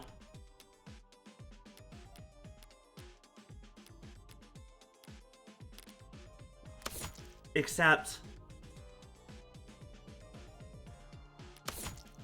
Maybe we do, actually. Oh, wait, no, because that's at the crime scene. That's not... Regretfully, Your Honor, we do not have such evidence in our possession. But fortunately, Your Honor, we live in a surveillance police state. Pardon? And that makes it pretty easy to surveil police officers. The officer's patrol car, their cell phones, traffic cameras, and optics data. I could request any of it. Hell. Your Honor, I formally subpoena all of it. What? What? Can she do that? I'm not sure. I'm still learning. Reyes' drunken swipe at my front door reminded me exactly how much power the police have, but it was her dutiful checking in that made me realize just how hard it is to lose a cop in this city. Whatever it takes to answer this question for the court. After Officer Chopin reported that he heard shots fired at 9:45 p.m., exactly how long did he and his partner do donuts in the parking lot before actually driving off to the scene? Kind of a big ask from the defense, but it's entirely doable. Do the people object? The people, of course, object to any data collection effort that would be a waste of taxpayers' money or a violation of their privacy. So we prefer that the range of this request be narrowed somewhat. Narrow perhaps from everything to something. Happy to do that, Your Honor. I promise not to act like a kid in a candy shop when browsing, though. If you do this, if you subpoena that data, you'll just see me driving like a lethargic moron. Officer Rogers? He seems different. I hardly recognize him. Agreed, but I recognize his type. Soldier. Your Honor, what the defense is suggesting is largely accurate. Pardon? Well, that's a first. There are some corrections I feel I should make at this time. No objections here? Officer Chopin is the one who discovered the frequency when we apprehended Ankertan. He entered into both our receiver apps at that time, without my knowledge. It wasn't until the night in question that he chose to inform me of the intel he had obtained, and how he planned on acting on it. At 9:45 p.m., we received a signal. Before I could react, he had put out a notice on the police network that he had heard gunshots. It was at this time that he told me to drive towards Blue Blood territory. As he started to explain to me what he believed we would find, I chose to take a suboptimal route. We spent several minutes in traffic as he berated me for my sense of direction. So you both knew the silent alarm would lead to some kind of Blue Blood emergency, but only you realized that meant you should take your time getting there. Logically, a silent alarm is triggered during a confrontation, not afterwards. I had no desire to walk into the crossfire of an orca gunfight without backup. You could have had backup, easily. My partner had no desire to share our intel or how we obtained it. I apologize to the court, Your Honor, for being evasive or misleading during these proceedings, and I intend to take full responsibility for doing so. But I was not eager to admit the role my own cowardice played in these events, nor would I ever want to imply that Officer Chopin was responsible in any way for his own murder. Very warm sentiments from the officer, delivered with a voice as cozy as ice water. So they're telling the court that you and your partner arrived at what you expected to be a bloodbath, and you still shot the lock off a door and started stomping around inside while separated from one another? Respectfully, ma'am, with the route I took and the time it took us to arrive, we expected to find all targets neutralized. And that expectation was reinforced when we arrived on the street, found the whole vicinity dead quiet. And we were still first on the scene, despite my stalling for time. I think that might have enthused my partner. He was excited, and I let him set the pace. It's my deepest regret that I agreed with his request to split up. first to arrive on the scene. We know that wasn't the case. A blue blood got there well before you and your partner. That's what you were talking about? The witness wasn't present for that individual's testimony. He's merely giving the facts as he knows them, and he can't have known that there was a blue blood in the building. On the contrary, he already testified about encountering them yesterday, as they made a not-so-silent retreat down into the alleyway. That was blue blood making all that racket? I see. My partner, Choppin, he shouted that there was someone scrambling around down the alley not long before he was killed. Must have opened the windows on the 3rd floor to check. Well, that's a new detail, Officer Rogers. Pardon me if I failed to mention it yesterday. It occurs to me you weren't present in the courtroom when this other curious detail was brought to light. The fact that there was another weapon at the scene of the crime. A bloody knife which somehow ended up down in the dumps. Know anything about that? No, ma'am, I do not. Playing dumb? Wrong move. But I do know Cyanus is a bunch of amateurs with conflicted priorities. Explain this to the court, then. Forensic analysis has already shown that this knife was the murder weapon used to stab Miller, getting a healthy amount of his blood on it in the process. It's also been established that this knife must have been what my client used to cut his own bindings. If you say so. The evidence say so. If the defense isn't interested in asking the witness questions, perhaps their answer mine. What does this have to do with Officer Rogers? Everything, of course. Allow me to show you why.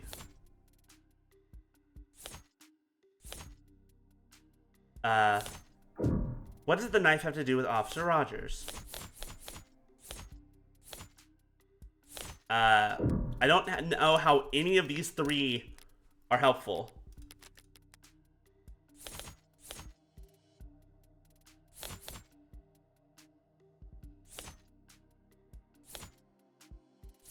I don't know. Hold on. I'm thinking. It's not London's testimony. I don't think. Arrived second to scene. Saw unlocked first floor vault. Found Rogers arresting Sosuke.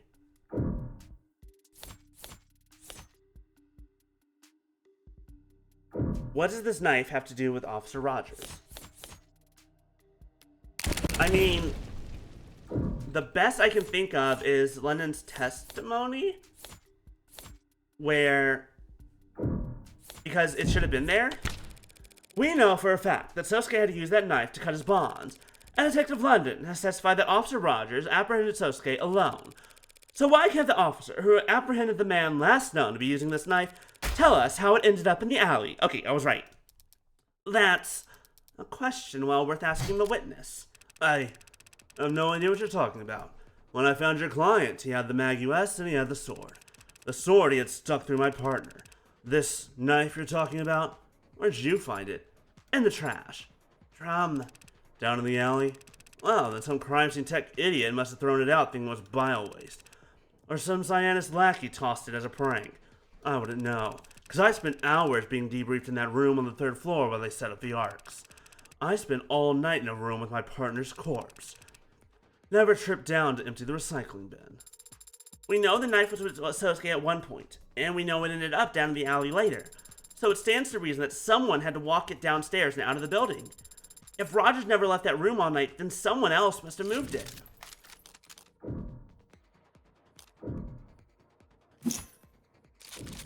0 points for you. 0 points again. All that processing power, and you can't manage to think in 3D. Duh, just throw it out the window, or drop it. Hello, there's a window, the drum's right there. Go whoop, and down it goes. It doesn't matter if Officer Rogers stayed in that room all night, Your Honor.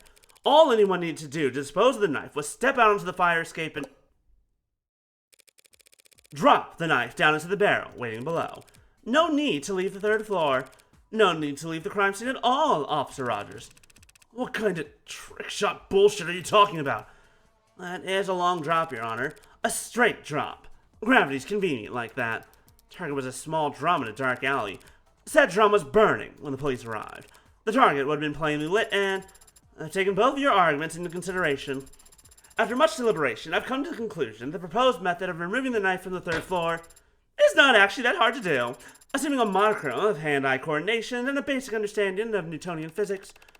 Well, obviously, couldn't anyone manage that?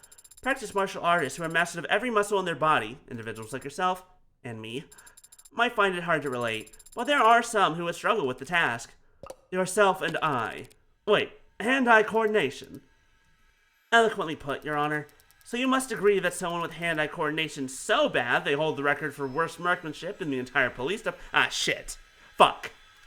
Someone with such poor aim they opted to physically assault a target rather than shoot them. Someone like that might find it impossible to pull that off. Shit. Fuck. Damn it. Are you talking about me? She's talking about me, Your Honor. And while I find her tone unflattering, none of what she said is false. Apologies that dropping the knife from the fire escape didn't occur to me as a possibility. Must have been. It just must be that for me personally, such a method of compromising a crime scene is not only unthinkable, it's impossible. Of all the stupid details to come back and bite me in the ass, the piss-poor aim that London mentioned. Is it possible that Officer Rogers faked his poor aim at the academy? It's easy to not hit your target. Why would he intentionally flunk a shooting test years ago to give himself such a strange alibi here today? He didn't flunk his test. He got the very lowest score you could possibly get while still being certified. Good lord, he'd have to be trying to... If his goal was to receive the exact minimum number of points needed to pass, his margin of error would actually be much smaller than anyone simply doing their best. But then, what about when he first saw me? It's true that any other cop who saw me standing over their dead partner would have just unloaded. Instead, he ran up and hit me. It's not actually that bad of a shot. Why am I still alive? That's the story Rogers has been telling so far, that he instinctually didn't bother to fire. His gun wasn't discharged, and Sosuke's got the bruises, so we accepted that line of reasoning. But if I assume he's more dangerous than he's led us to believe, why wouldn't he have just shot Sosuke when he had the chance? He could have told his fellow officers whatever story he liked afterwards, and we wouldn't even be having this trial. I feared for my life. That's all he needed to say. That's literally what they always say. Under what circumstances it would have been impossible for him to claim that? Your Honor, I'm reminded just now that my client and the witness were in a physical altercation. I apprehended a murder suspect, yes. Surely you aren't suggesting I use unreasonable force. If anything, you use unreasonably little. Not at all, but I imagine things happen fairly fast. Isn't it possible that a knife on Sosuke's person may have been knocked away into a corner during that moment? What are you? It may have. Can't say I would have necessarily noticed something clattering onto the floor while I was trying to cuff a violent perp. Perhaps, Your Honor, the witness ought to testify about everything he recalls from the moment he confronted my client. Jogging his memories might be the only way we can address these gaps in our knowledge. No objections. Let's hear it. Good versus evil, man versus machine, cop versus robber. I'm not a machine, or a robber. Don't worry, Sosuke. If need be, Anna and I would go through a whole trial just to prove you're a machine. What kind of joke is that? That's not a joke. I'm gonna be real, that's not a joke. That is a thing that happened in episode 1. I should have paid attention to the evidence I was using. Shit. Then I heard a sickening thump from above, on the 3rd floor where I knew my partner was. I saw the defendant standing over my partner's dead body. Running at him. He turned to me with dull shock. I whipped my pistol. And the room was a mess. He had dropped a knife at the time. I wouldn't have noticed it. He's still telling the same story. Yeah, he hasn't changed his tune, but he is giving more detail than ever before. And one of those details is about to bite him in the ass.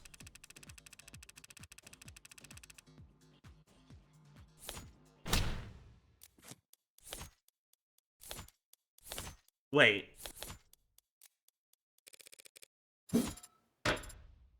No, hold on. Wait, that doesn't make any sense. Okay, we have the sword, the fire escape, and Sosuke's medical records. Can I look at the medical records real fast? Damn it. But he poked his head out the window. God damn it, I can't look at my phone.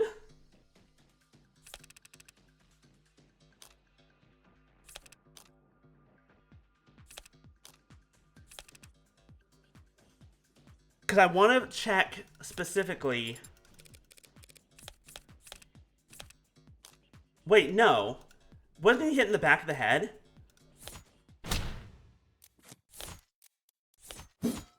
He was hit in the back of the head, not the forehead. Sounds very brave, Officer Rogers, but that's physically impossible. How could you have knocked my client out with one strike to the forehead when it was the back of his head that was injured? What are you talking about? There's head bruises across his entire... An exaggeration that doesn't hold up to the scrutiny of his actual medical record. Largest wound found on the crown of the head. The crown, as in the top of the back of the head.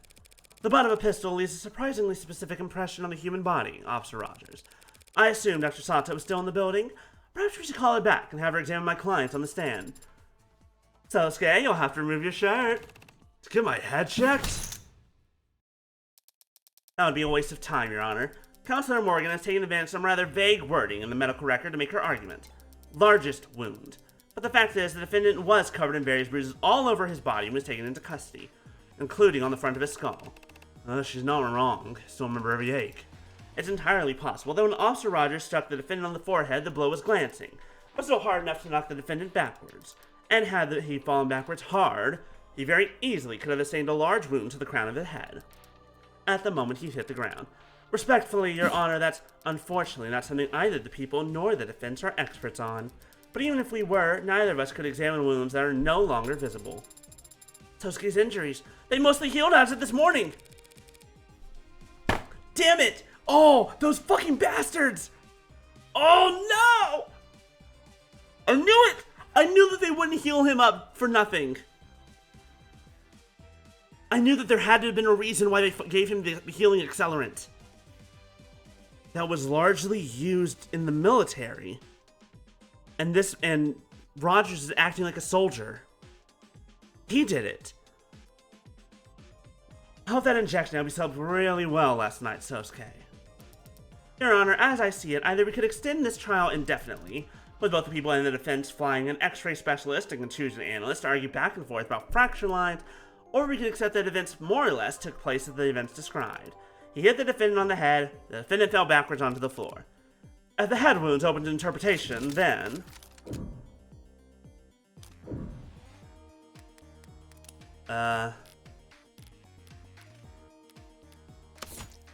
Apprehended at the scene of the crime. Injuries noted at the time, blood from various sources. Numerous bones and left hand broken. Slight laceration found on left hand. Internal bleeding throughout the torso and skull. Bruising and rope burns, numerous bruises on the fronts of the body. Largest wound found on the crown of the skull, back of the head near the top. Time of booking, numerous additional injuries were noted. Bruise to the left eye, busted lip, broken nose, box to the left ear, blunt trauma to the front right side of the head. The medical data doesn't support Roger's story.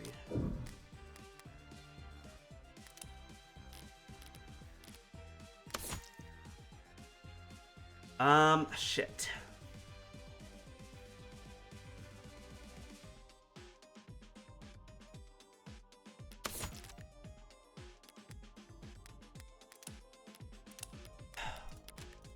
Oh, curious. The medical data could or does not support Roger's story.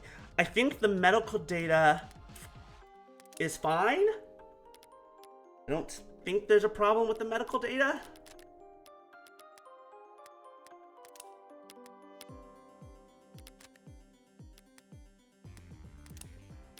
But I'm just like, but does it? I keep looking up because I don't want to just like fucking, what's the word?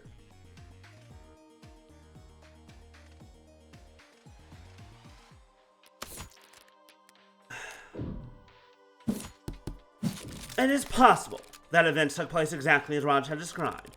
But if that's the case, Sosuke would have fallen onto his back. And yet the medical report tells us that he was covered in blood on the front of his body. Officer Rogers claimed that Sosuke was hit on the forehead and fell backwards, but what would he have fallen onto? In that room, probably blood and guts. Yuck. You're exactly right. All kinds of firsts happening in the courtroom today. He would have gotten blood all across his back, but that's not how he looked when he was arrested. Oh, okay, I was wrong.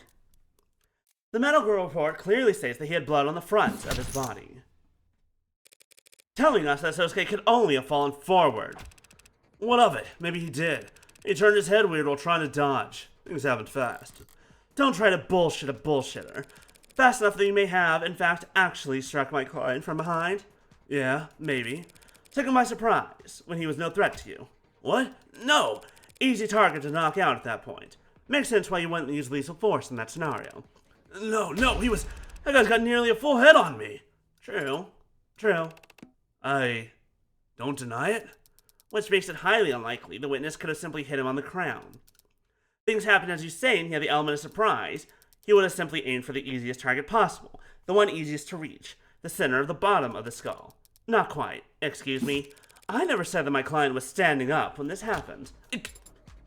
You mean he was asleep? No. Considering that he was struck on the crown of his head, it's obvious that at the time Sosuke Ikario was probably bent over. My client must have been bent over. He was bent over when the witness came from behind and Adonai. What? Why are you interrupting me now? I don't even want to know you're about to phrase things in a way that would sound very silly. What are you talking about? Sarah's right, Morgan. You should let her take this one. What? It was when Sosuke bent over to pick up Yoru. That's when Officer Rogers struck Sosuke on the crown. As I said, the one thing I do remember besides walking out there was picking up my sword. Picking it up off the ground. Having your android argue the weaker points for you now, counselor, not exactly the bravest tactic. Tactics are for freshening your breath. What can you claim is weak about the argument? Positioning. If your client really had walked out of that holding room and was then immediately hit from behind, where could his assailant have possibly been standing? Sosuke had to get out of his bindings first, and then push open the door, and he wouldn't have been concerned with keeping quiet as he went. There would have been plenty of time for someone to hear him rummaging around in there, and figure out where they could hide. In the corner of the room, here. That doesn't work. If that was the case, your client would have fallen face first here, but instead he was apprehended here in the center of the room. Hey, makes sense to me. Looks like he dropped a sack of potatoes by the door, sure. But then he was dragged to the center of the room. What explained the streaks of blood we can see were discovered on the floor? So those weren't left by him gliding his feet in order to move stealthily? I was hoping to learn that technique. Your Honor, I fear the defense may not realize the weight of the implication that her statement carries. If, as she claims, Sosuke Ikario was knocked unconscious by Officer Rogers the moment he walked out into the room, then my client never had any opportunity to stab Tariq Chapman in the back, and the only remaining individual who could possibly have killed him would be me. Yes. Any thoughts on that, officer? There's one thought that's been frustrating me for some time, actually. One I expected the prosecution to voice, but perhaps I misjudged her. You what? None of what you're saying makes sense. You said I hid in the corner to surprise Sosuke? And then what? I didn't what, snuck up on Chapman?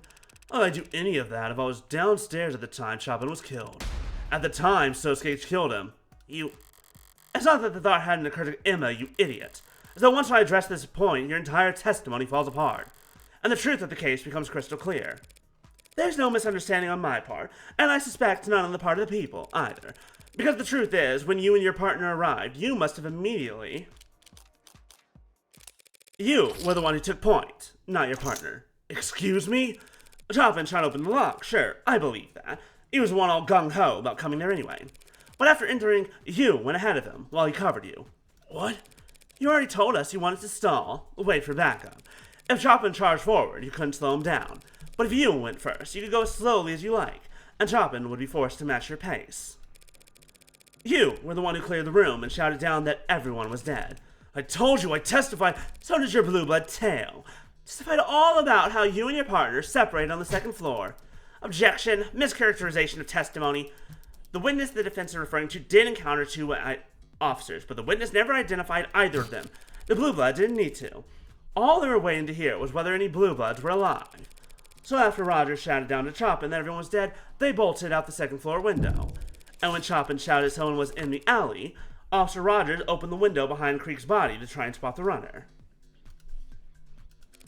Then he ran down the fire escape to try and follow them, only to give up when he saw there was no ladder to get down with. It's entirely possible that Chapman yelled that someone was in the alley from the third floor. The scene of the crime is soundproof, remember? No one in that room would notice the commotion in the alley unless they're already opened the windows to check it.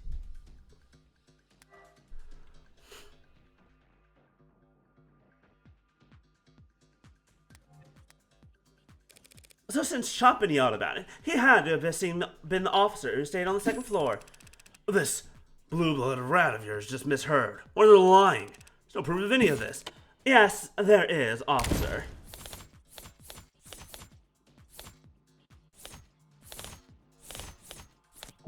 I think it's that one. I think it's the scrap of paper that was moved.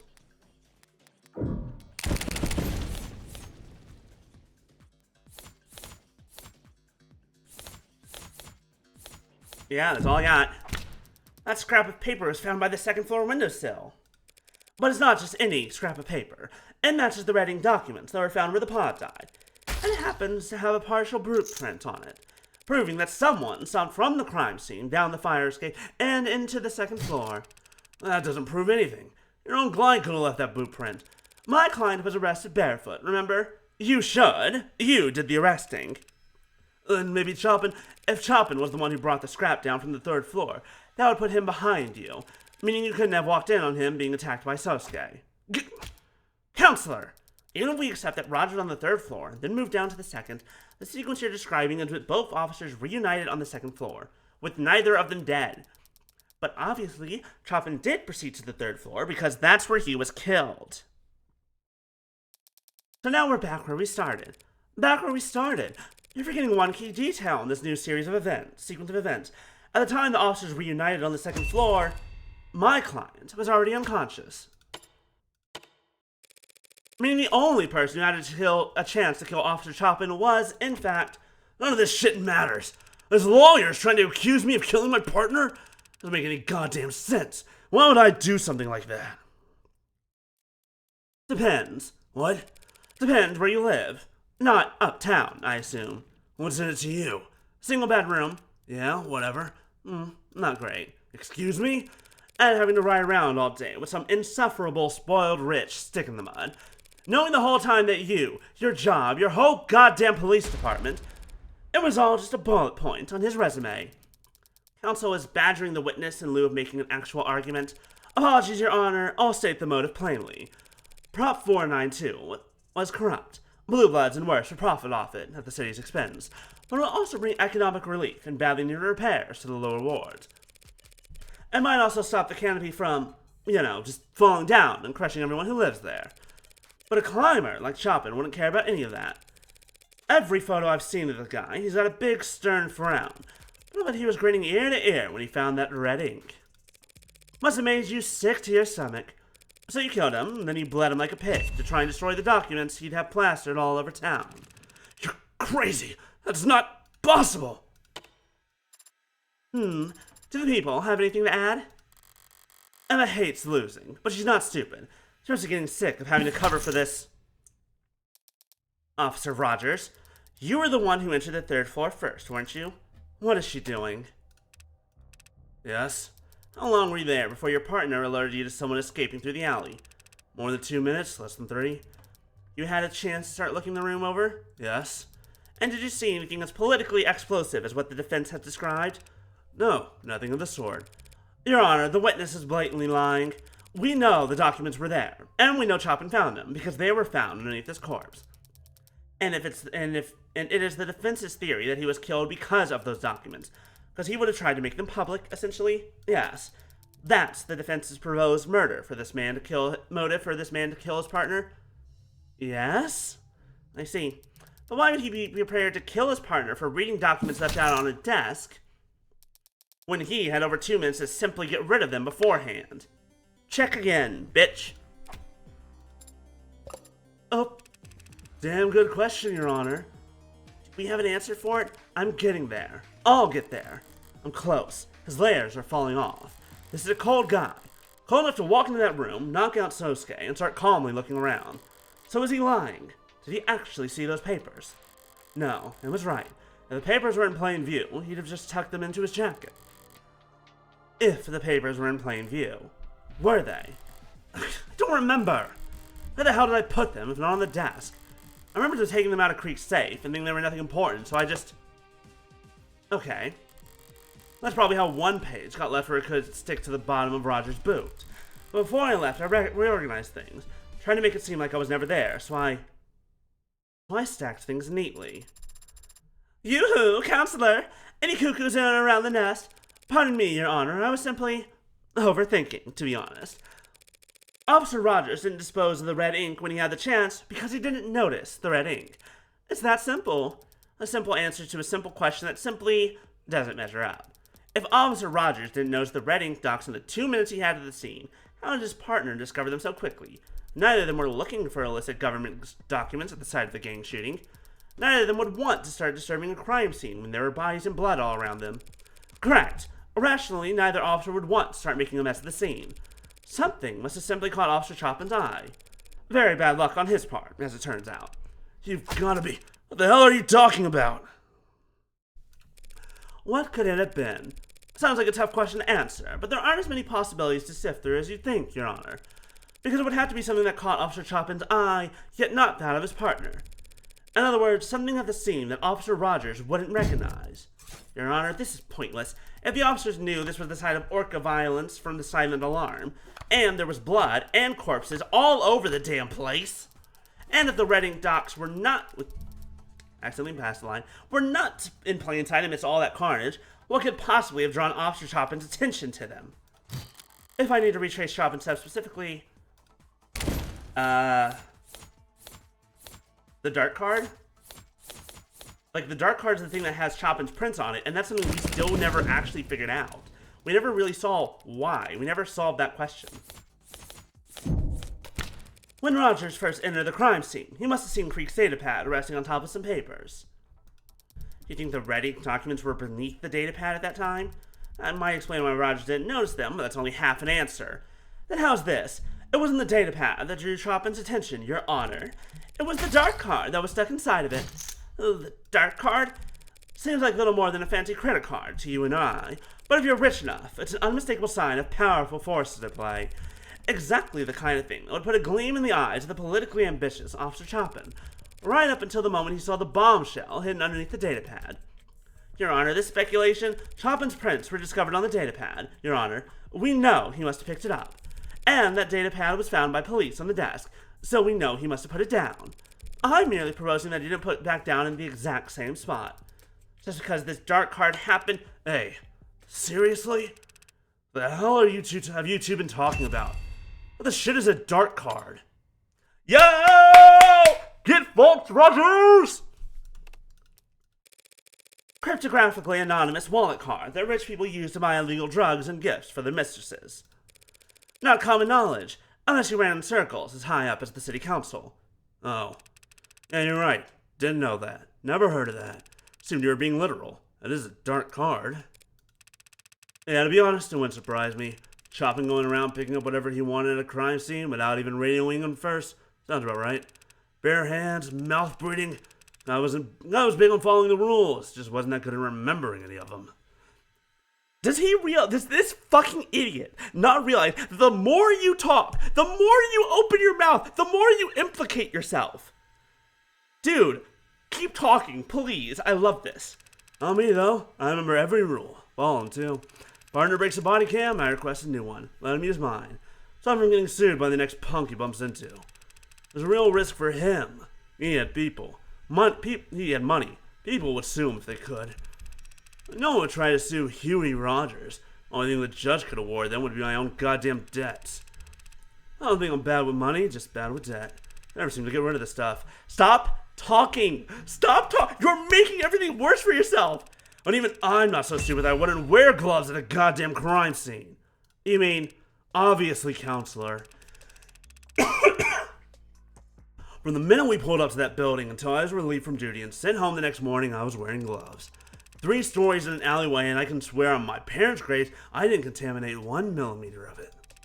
Didn't put my greasy fingerprints on the windows, the doors, the murder weapons. You'd never know I was ever there.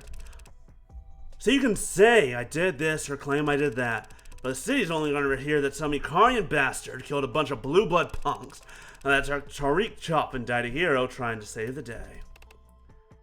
Right. Is that true?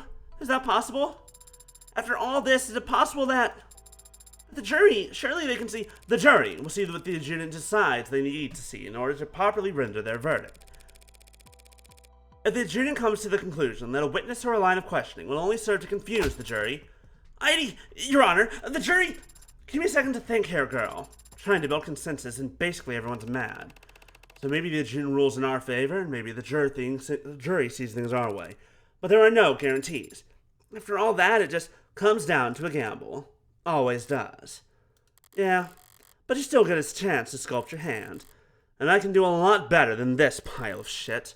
Just to take my licks first. Your Honor, I disagree. About what exactly? About all of it. About everything. Look, we know someone moved from the 3rd floor to the 2nd floor via the fire escape because of that scrap of paper, which had put them in the perfect position to walk up behind Chopin. And we know Chopin picked up the data pad because his fingerprints are on it. So we can reason Chopin was investigating the desk before he died. And of course, we know he died reading the Reading documents because, duh, his body was found collapsed on top of them. Put that all together and nothing. You still have nothing. Nothing except circumstantial evidence tying this witness to a theoretical sequence of events. Emma, did you get hit in the head too? What? We have Officer Rogers' fingerprints on the murder weapon. What? Halt, heads up. They'll never go all in unless they think your hand is crap. Put on a show.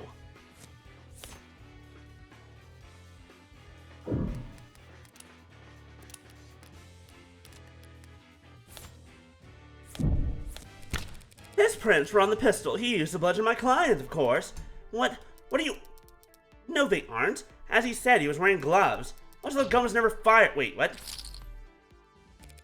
Now that you mention it... Oh, I was supposed to do that. Now that you mention it, yeah. Shoot, did I get my notes mixed up? That's right, the bat. I just think we wouldn't notice you left your fingerprints on it just because it was broken into splinters. The baseball bat used on Trey. Forensics failed to pull a single print from that.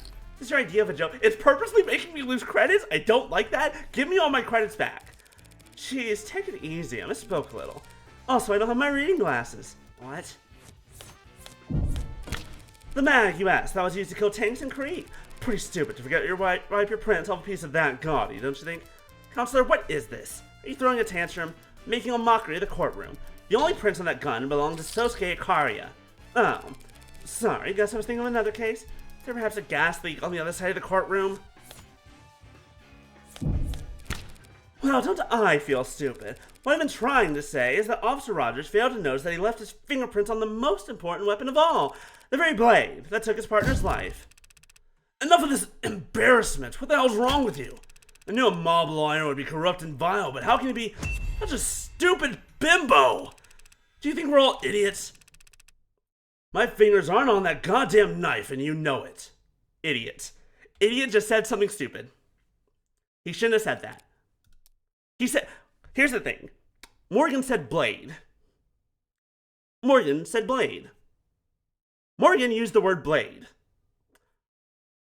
The knife was talked about when Sato was here. And Han was here. Rogers came in after we were done talking about the knife. We never brought up the knife. We talked about another weapon, I think. But we never mentioned a knife. And here Rogers says, a knife. My mistake. I can see there that yes, I was misreading the fine details, and it does appear their fingerprints are not on the knife. Sorry. You... Oh dear. What?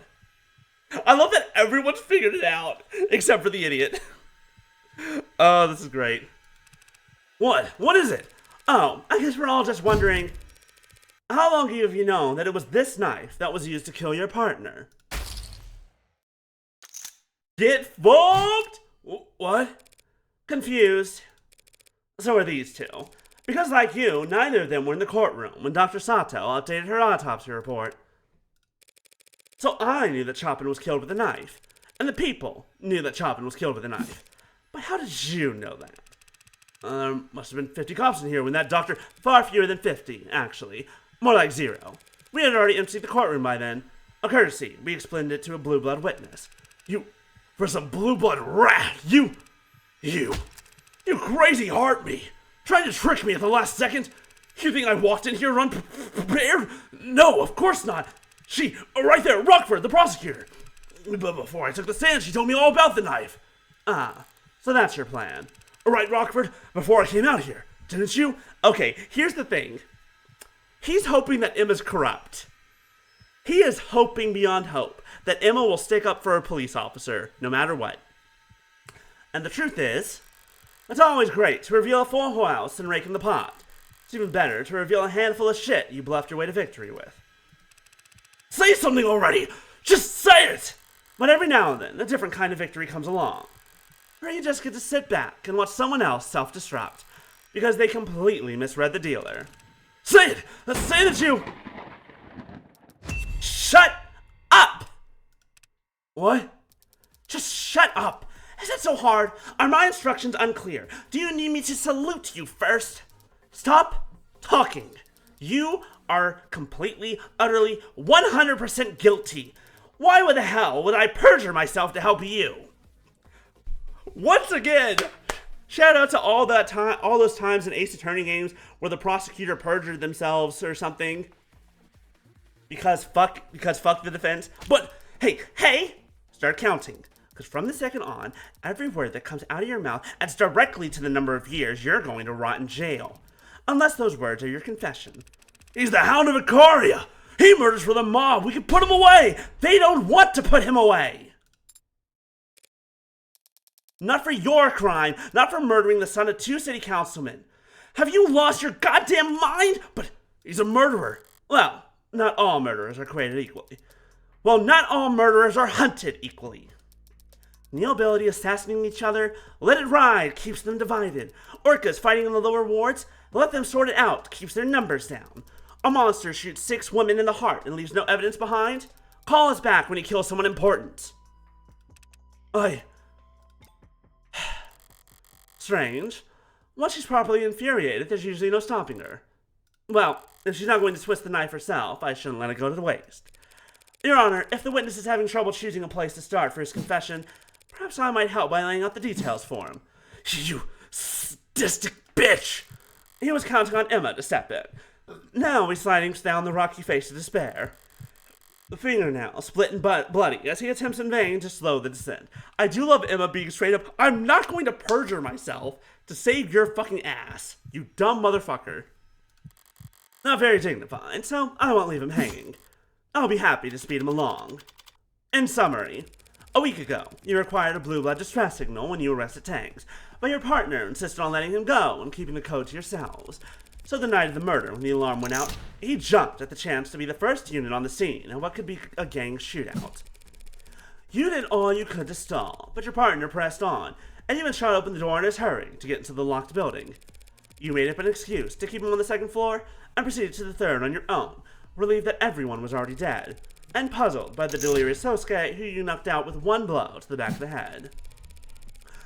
But by calling down to your partner to convince him you were already too late, you alerted an orca hiding downstairs. And when they fled out the window and down into the alley, you opened the windows at the crime scene to give chase. While you were scanning the alley from the 2nd floor fire escape, your partner proceeded upstairs, where he was just as stunned as you were, but intrigued by the presence of a dark card you'd never recognize. He knew that it pointed towards the involvement of powerful parties. It was simply bad luck that he found the red ink before you. But he must have felt like he'd won the lottery. He was the one man in the city who'd benefit the most from exposing the corruption it hinted at. He must have been salivating at the opportunity right in front of you, standing in the blood without a second thought. You had taken the knife from Sosuke, hadn't even thought about it up until that point. You knew once the rest of the force arrived, there'd be no stopping the red ink from going on the record. You had one chance to blot it out for good. That's all a lie! Just smoke and mirrors, tricks and guesswork. Hound of Icaria standing right there next to you. Blue Bloods themselves even tried to kill him, right in front of all of us. No, they didn't. Excuse me? I have it on very good authority. The Blue Bloods wouldn't want my client assassinated. Oh, I'm sure. So considering where the shooter was, and the direction he was aiming, the only person he could have been aiming at would be, well, you! What the hell are you talking about? Seems like the old guard wanted to make sure there'd be a swift punishment for letting Prop 492 blow. Seems like the old guard wanted to make sure there'd be a swift punishment for letting Prop 492 blow up. So you can keep protesting your innocence if you want. It might work out. And you might be able to avoid the next blue blood to come after you. And the next after that. You might survive just long enough to end up in the only casualty in a tragically unavoidable case of friendly fire. Your Blues coming after you from above and below. Ugas, therefore, first is a coin toss. So tell me, you feel lucky? Well, you. Any questions? You and this DA. You're... Officer. You're all out of your damn minds! Bold. Get fucked! Get fucked! Look at this bitch! I fucking knew it! I fucking called this immediately. I called it was Rogers day fucking one.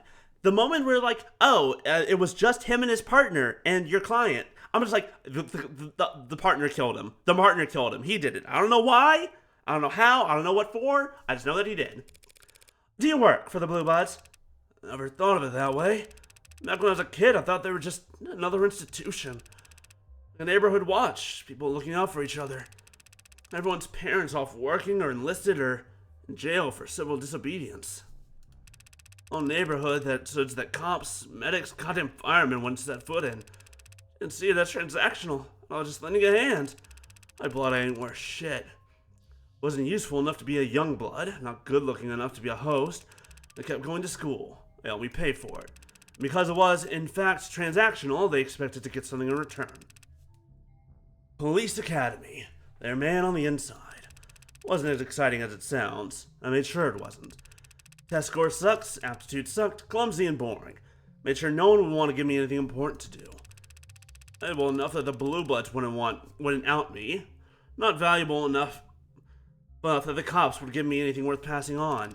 The world's worst double agent. Somebody at his job, he'd never be expected to double-cross anyone. Imagine that look on my face when my reputation for nothingness gets me paired up with the worst babysitting job on the force. Tariq chopping. They were perfectly matched in a way. I didn't want to be near nothing, and nobody wanted to let him near anything. Nothing dangerous enough to get him hurt, nothing real enough that he'd go blabbing to his dad's. We went around to schools. Those are the jobs we'd get. Building security, morning assemblies, telling the kids what cops do, here's how to call for help. We were a goddamn joke. There are worse things to be. I don't know that. I gave a shit that kids were laughing at us in the back of the class. That teens were throwing soda cans in our car. Good for them. At least they were having fun. Tariq was never having fun. He was just burning inside. Humiliation and bile. Stomach full of it. If he hadn't found the code on tanks that day, I don't know. I would have either put in his 2 weeks notice or just drawn his gun and walked into the nearest Orca mansion. So when you two arrived at the building, I've been like the defense attorney said. Told Choppin some bullshit about smelling contraband on the second floor. Started poking around and I went straight to the third floor because that's where the bosses would hang out back when I was a kid. Where they'd give us spare change to buy their groceries and pick up their laundry. Never met this creek or this pot of my life until we stopped down Curton. Different gens. I never seen anything like the bloodbath in that room. All four of the pod were dead when I got there. Believe me, don't believe me, I know Hound of Icaria. Don't even think he could have done that either. Congratulations, Morgan, you're officially more vicious than the Hound of Icaria. Considering how he stumbled out of that water closet like a bloody water balloon. I did whack him on the back of the head, but my hand to God, I'm not convinced it did anything. Face down in the blood out like that, couldn't have woke him up with a nuke. When the Hound dropped, I searched him, followed protocol, found the knife in his hand, called down, said everyone was dead. That Blue Blood bolted, Tariq called after them, and yeah, I opened the window and tried to follow. Guess Tariq didn't know the ladder was out. Figured I would chase him down, because by the time I stepped back inside, he was upstairs. And I walked up those steps expecting him to be puking, crying, shaking, I don't know. Instead, he starts yelling down, happy, ecstatic. He can't believe this, scoop of the century. And I realize I know what he's talking about. Your Blue Blood superiors let you know about Prop 492? Lots of people knew the deal with Prop 492, even non-blooded civvies. Nothing wrong with any of that, so long as it stayed a rumor. So long as the state didn't know we knew where the pillars were going to be built. It was a nice thing, believe it or not. People in the lower wards whispering about big money coming in. Little excitement to look forward to. Tariq was excited, too. All he could see was forward. Barely reading the words in front of his eyes. Not giving a shit about anything behind him. Not caring about what he was trampling over. I didn't plan on doing anything, if that matters. If you care. I was moving slow, but I wasn't trying to hide. After taking them off the Hound, I saw that knife. That goddamn knife in my hand. You all seem like educated people, so take it none of you all believe in evil? You believe in evil, down in the lower wards. It's like a fog. Hangs around certain people, places. and it poured off that knife like a water fountain. Good, because that's Morgan's knife. It should radiate, something. The devil made you do it? The devil. I love that we're looking at Morgan when it says the devil made you do it, because it's her knife. Haven't heard that one in a while. It wasn't for that dark card being there. You know, Tariq told me once that he wanted to become mayor. I just did this stupid fake laugh and told him he had my vote. I don't know why I did that. Shouldn't have done that. Laughed at him? Shouldn't have lied to him. I don't know. I ain't never heard of no mayor. And so, Your Honor, the people will be dismissing the charge of homicide in the first degree with prejudice. What does that mean? They can't charge you with Officer Chopin's murder again at a later date just because they found more evidence. And the 4 other charges of second-degree homicide? We will be dismissing the 4 charges of second-degree homicide without prejudice.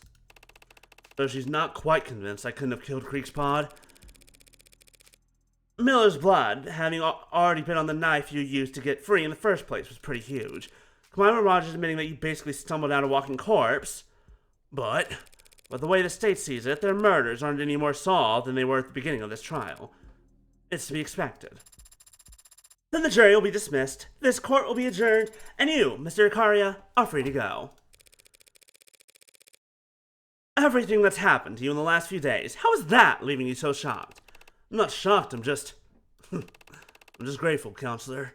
You have my Your Honor, is there perhaps something else you wanted to say? Well, if you insist, I guess for some reason, even though the jury's been dismissed, and it's actually their job to do this part and the charges were dropped, I had a strong, overwhelming urge to say, not guilty. No, that needs to be much bigger. Maybe I cast ye innocent. No, that sounds dumb. Woo-wee, yippee, confetti cannons, woo! Ace Attorney, blah, blah, blah. 4:56 p.m., August 16th, 2086. State Building, floor 48. We fucking did it!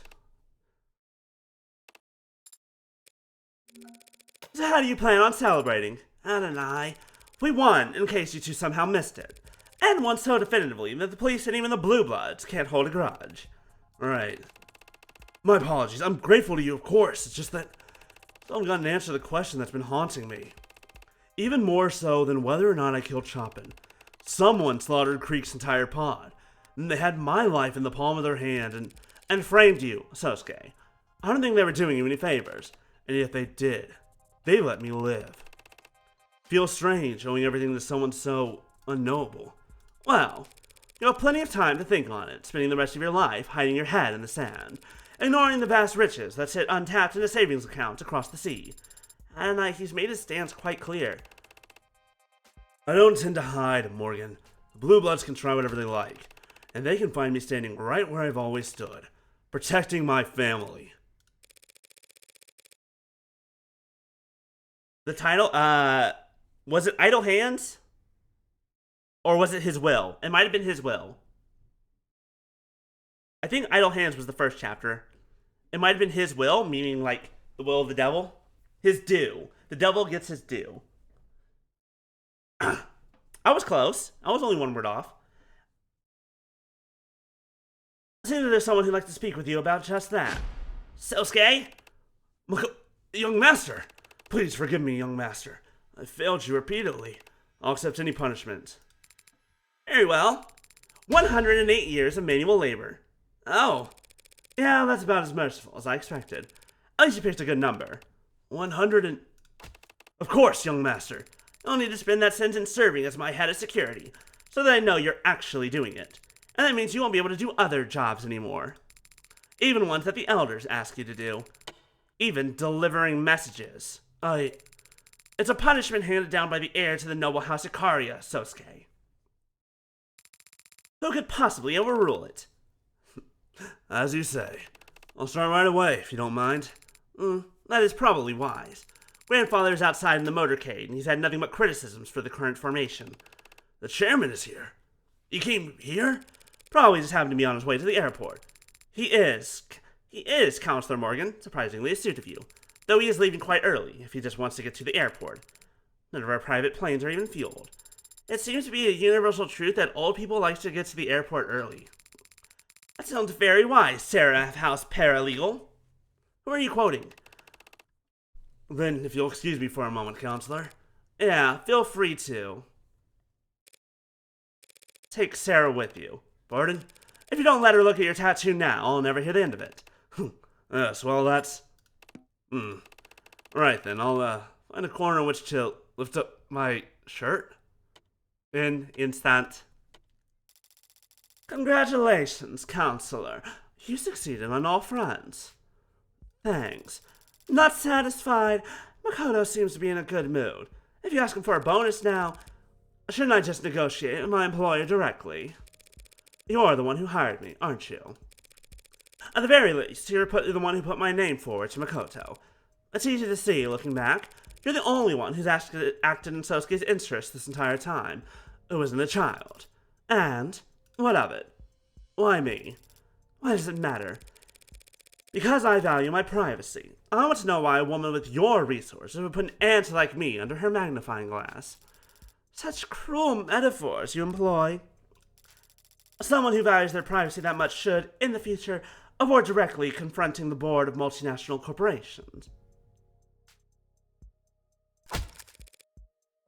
Noble's board of directors. You were not among them myself, but when one woman shifts the opinion of a room that's stagnant, even by a millimeter, word gets around. Whoops.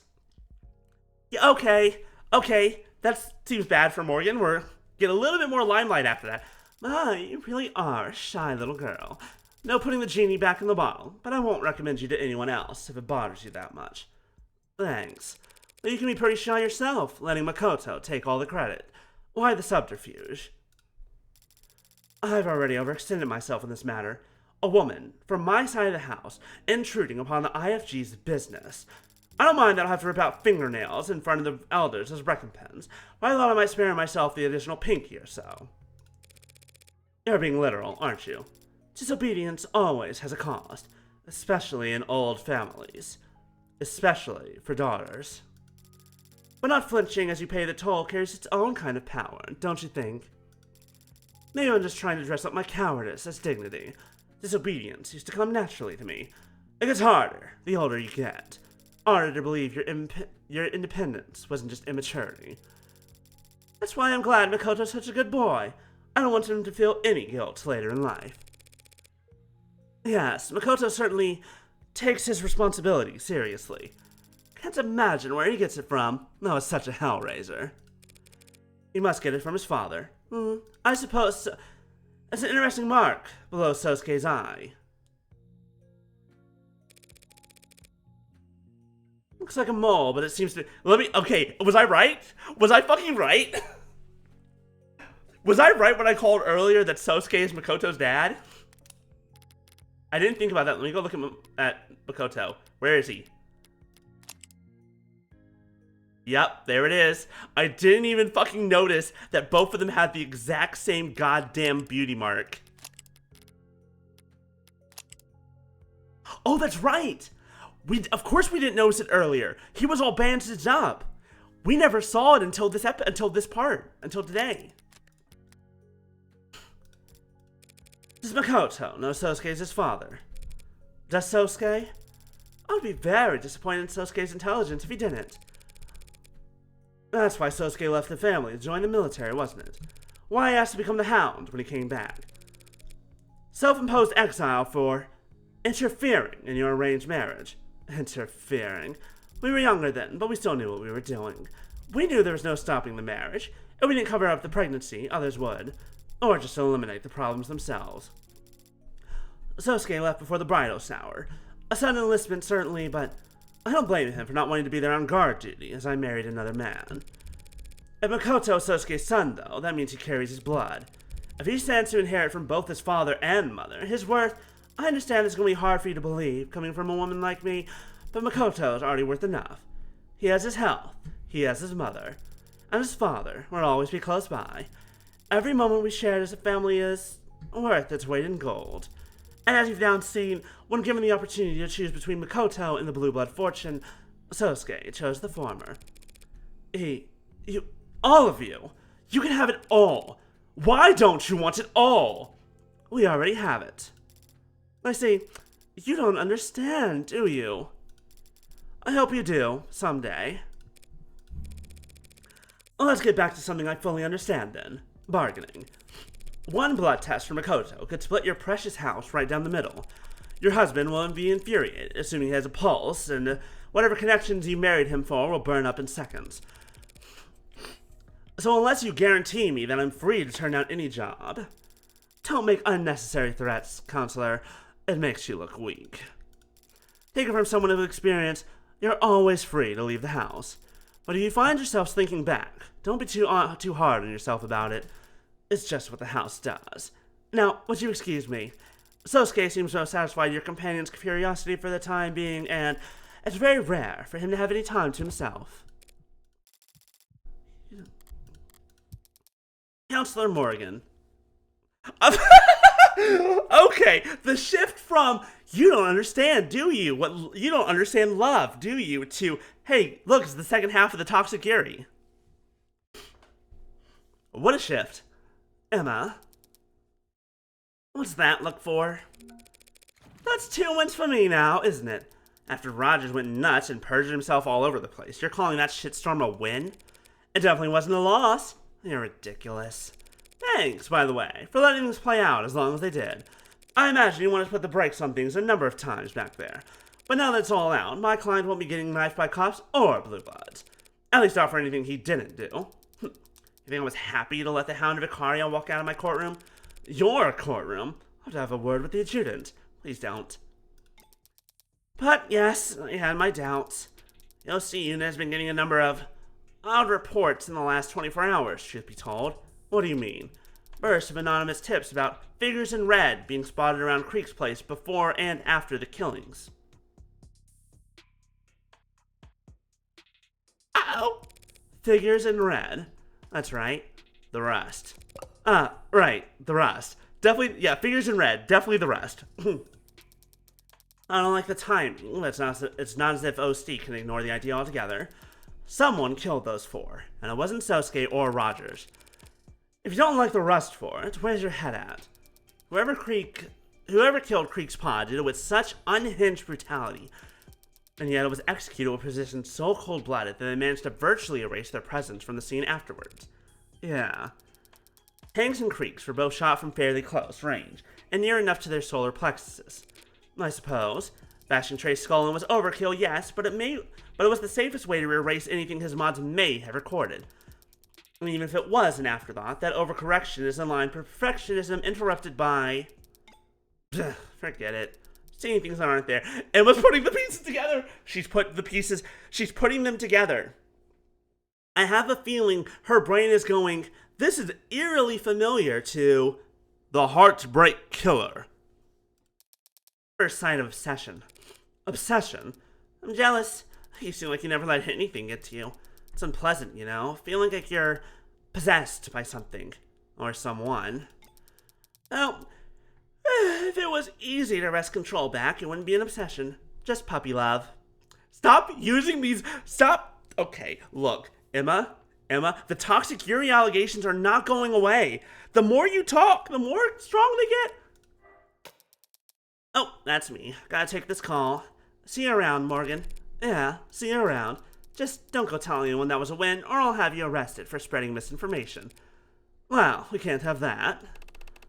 Okay, Morgan, I've fulfilled my obligation to Sarah now, so now you can buy me a goddamn drink. Pardon? You can start your 108-year sentence tomorrow. Got some paperwork we need to go through before then, and I don't want to do it sober. Oh, you're serious? Of course I am. Everyone knows it's tradition for a client to buy their lawyer a drink after being charges like this. And in this city, they take them to this one special bar, Kintsugi. Never heard of that tradition. Or that bar. Yes, well, you've lived a very sheltered life under the roof of House Icaria, but I forgive your ignorance. Time for you to put that fat wallet you've been accruing that whole time to good use. I suppose I do owe you a great deal. Very well, but first I must inform Lady Moray and the young master. Go right ahead. Be my guest. What was that, Adonai? Did you want to get a look at Sosuke's tattoo as well? I'll take a rain check. Sosuke seems much more animated this afternoon, don't you think? Did you say something to him? No. No, I didn't do anything. I see. Then perhaps his injuries were just taxing him more than we realized. That must be it. No need to let Sarah know. Better not to have that information. Better to have that information as contained. It had been threatening to rain all day. Gray skies spanning a slate blue world. It was cold, and all the heaters were humming in their rush to overcorrect for it. At 3, a raindrop started hitting the windowsills. Not a problem. She had her umbrella. At 3:15, the adults started leaning back in their chairs. Watches and phones were being checked. They were preparing to leave. At 3:24, another topic is brought up. The gathering resigns themselves to a continuation. It's 3:45 by the time the girl is able to excuse herself. She has 15 minutes to get back to school. Hardly impossible on foot, she'd hurried, but she could have asked to be driven there. For some reason, the thought never crossed her mind. She hesitates at the door. She left her umbrella behind, back upstairs. It's unlike her to be so absent-minded.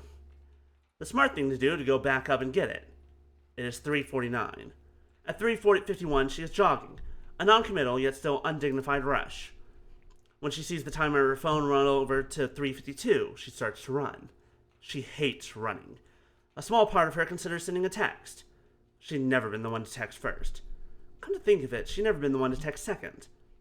She only had one number in her phone's contacts, after all. At 3:56, the school gates are in sight. Her eyes had been straining to see them. She wasn't looking down. Her knee stung in a shallow, sharp way. The palms of her hands were embedded with specks of gravel where she caught herself. Rain-diluted blood ran faintly down her leg as she dripped water onto the mundanely tiled floors of the hallway. At 3:59, she pauses to at least catch her breath before sliding the door open. If her heart hadn't been beating so loudly in her ears, she would have easily heard the voices behind it. Aww. Where did you even come up with this stuff? Hey, I can't promise it's going to be that exciting here every week here, but...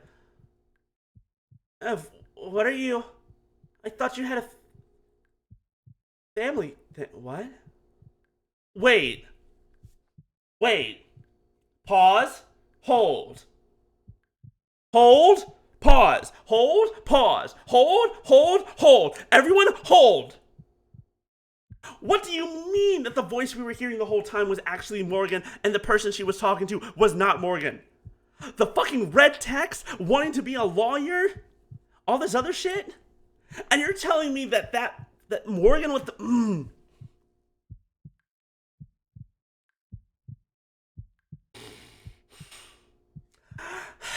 Keep holding. Never stop holding. Take a drink of water.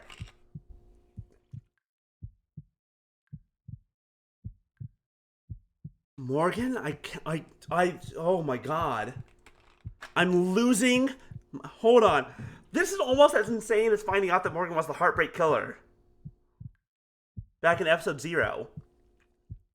Somehow this is a bigger revelation. I thought you had a family thing. Shit, are you okay? What happened? You're soaked and... I thought... We're in the Mystery Club. Name pending, I hope. I was told the name could change. You were right, Ev. I just went around to people on campus and tried being friendly. Being myself, and people started signing up. But forget that, your knee. It's fine. You must be freezing. Let me give you my coat. Screw it, I'll just carry you to the nurse myself. Stop.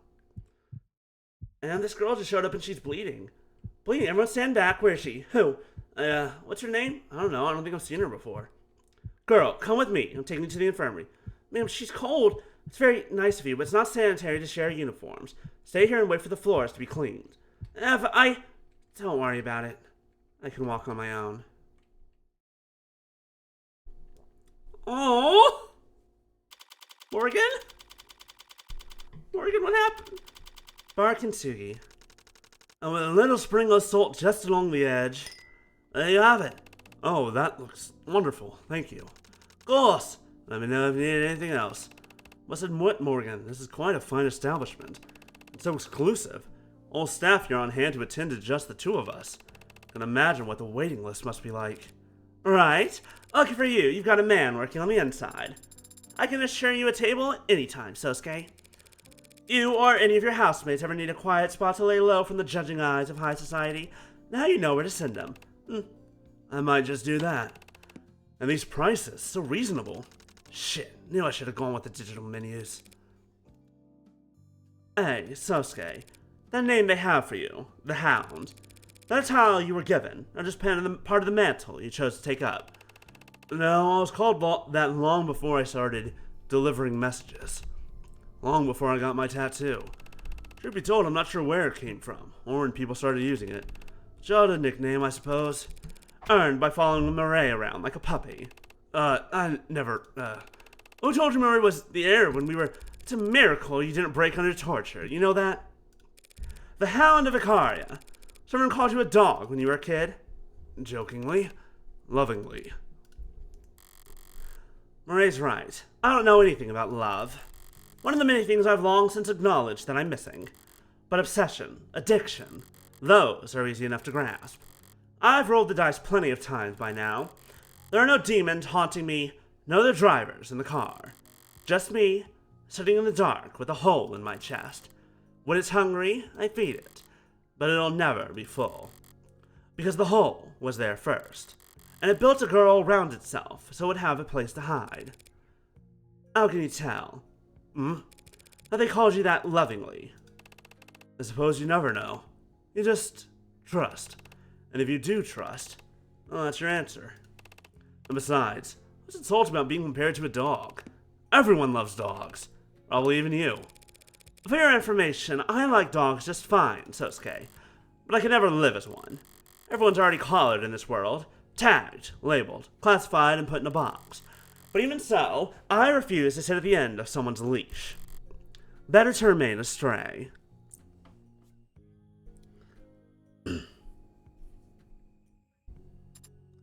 And that's it. Oh my god, we did it with 20 minutes to spare. Hell yeah. Congratulations, y'all. That's episode 2.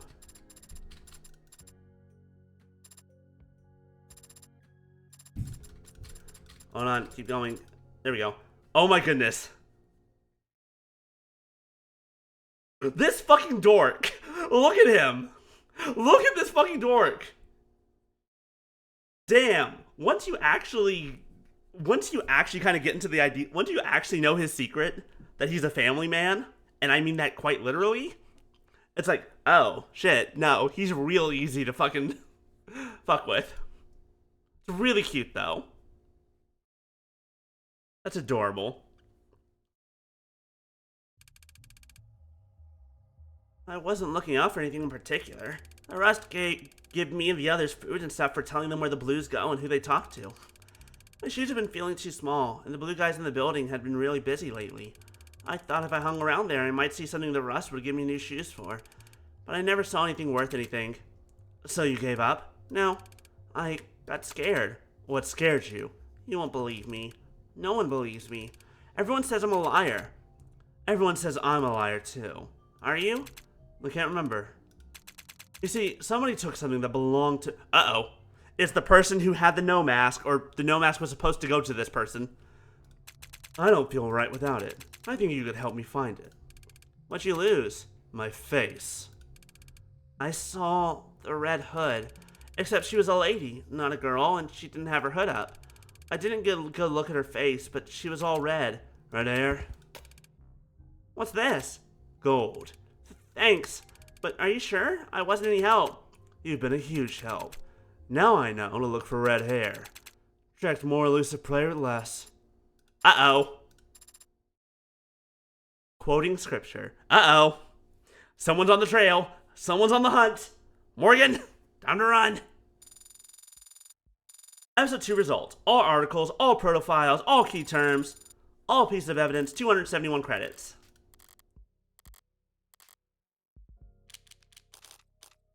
Now the question, part of the thing is there a release date for episode 3 already? Nope, it just says this year. That's fine. Alright. Let's, I'm so curious what this is. We have a little bit of time for bonus scenarios, because we got like 20 minutes. So I'm gonna take a look at this. Oh, shit. What do you mean a high score?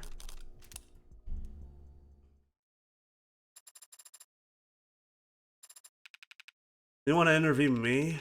It's very flattering, but aren't there more lively folks around here for you to question? Oh, it's Sarah. I have considered that. So I'm not your first choice. You are the first one who hasn't walked away. Come to think of it, I should probably... So what are your 3 sizes? Have you been opening with that? Should I not? Sarah! Do you have any pets? Afraid not. I need 1 or 2 or 3 promotions to afford that kind of thing.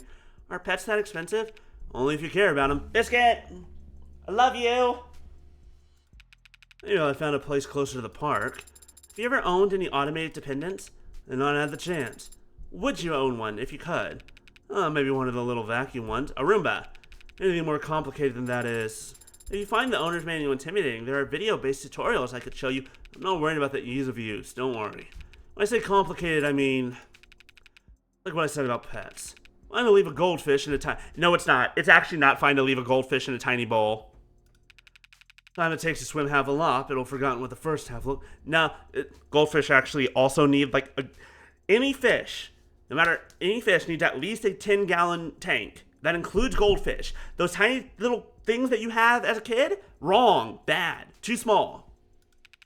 On a very tall hierarchy of needs there. Easy to please. But a cat, a dog, I won't be at work thinking about how bored they are sitting at home. Today's ads are a lot smarter than dogs. About most things. That's a very thoughtful perspective, Detective London. It's a moot point anyway. I need to get hit by a city bus to afford any of the new stuff Noble's selling.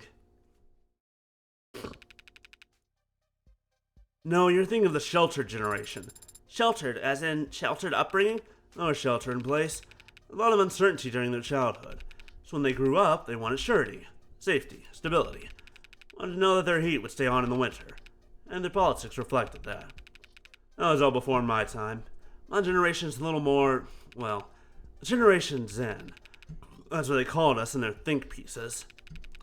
Even-tempered, mentally strong, and more than a little cynical. You disagree? It wasn't a matter of mindfulness. We just grew up without false expectations. Our vision wasn't clouded with illusions about impossibilities like home ownership or retirement. Too real! Too real! We realized early on we'd been working right up until we Detective? Unrealistic expectations. Some people call that hope. See your friends, your classmates, drowning every day in that kind of mire. Have to listen to people 3 times your age go on about how enlightened today's youth are. Gen Zen. Not a name I'm particularly fond of. How long have you been in law enforcement? Too long. And how long have you been with the homicide department? Not that long, by comparison. Sorry, you don't mean to be overly vague. Really want to know, I spent the bulk of my career over in arson. Was it different from homicide? Flashier, I'd say. Everyone jokes that homicides solved themselves in a city with this many cameras. Yeah, no, I think we're all getting called the fuck out real hard. Meanwhile, fraud and disinfo are so entrenched in the tech arms race they barely come up from air. But arson really hasn't changed much in the modern era. I are still very good at destroying evidence. Can expect the drone net to sweep into burnt rubble and bring you back out the culprit's fingerprints and driver's license. A lot of legwork, a lot of interviewing. Since more than half the culprits we caught were burners helping Megs commit insurance fraud, spent a lot of time making friends and enemies in high-rise corporate boardrooms. Megs? That's just slang for mega corporations, which is also just slang. At what size does a corporation become mega? You know Disney? Yeah? Think half that size. Oh. It's not really about gross revenue or how many countries you're operating in. If you're big enough to crush people, you're a meg. An apex predator among apex predators. Like the Odotus megalodon of the Miocene epoch. Hey, wait, is that where it comes from? Yes, from the megalodon. And also from mega corporations. It's both. But also, megalodon also probably has the same root for mega. Whatever. This, that, and the other. So why are you working in the homicide department? What's that? Why'd you leave arson? The smoke. The smoke? I just got to a point where I couldn't stand the smell. Playback complete.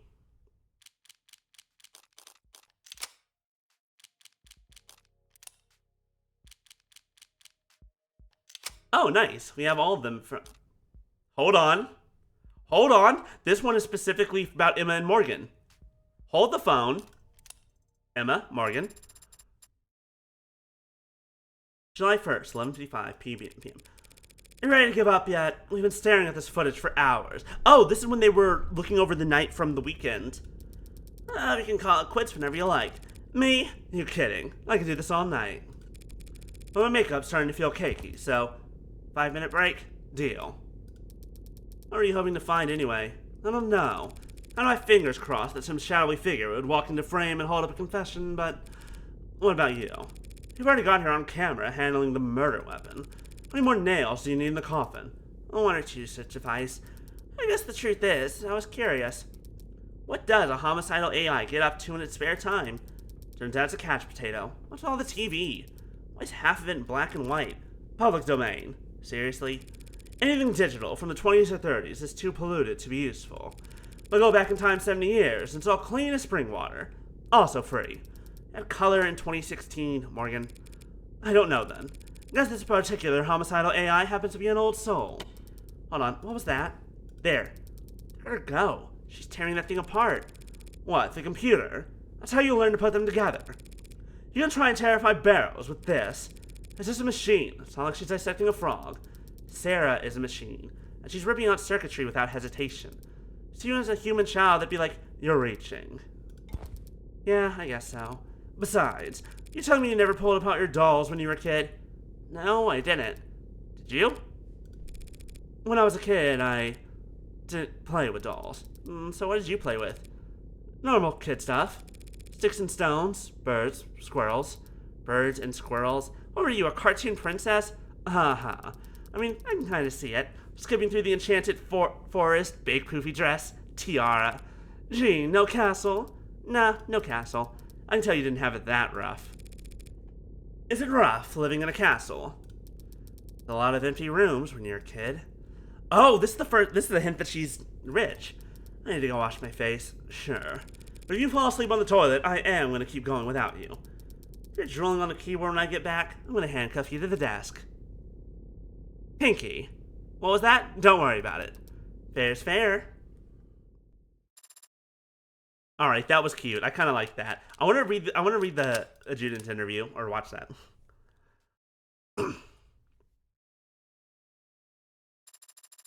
I want to see Idy. Yeah. Say your business with the court. Oh, I was actually hoping to speak with AD84. Is she not available? What are you talking about? I'm right here. I was using my professional voice because I assumed you were a technician. Oh, no one else visits me in between trials. Are you sure you aren't a technician? I am not. I came here to ask you some questions. I came here to ask you some questions. What you're about to say, isn't it? Crap, that was lag. Would have been really cool if I hadn't lagged just now. Trust me. I can see how that would have been cool. So may I proceed? Go for broke!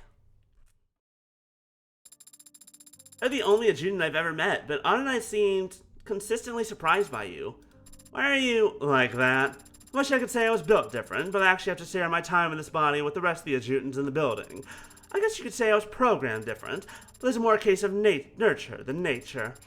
I've got 9 personas arguing inside me 24/7, and they're all so very political. Even just deciding what color underwear to put on in the morning is like herding cats into a presidential debate.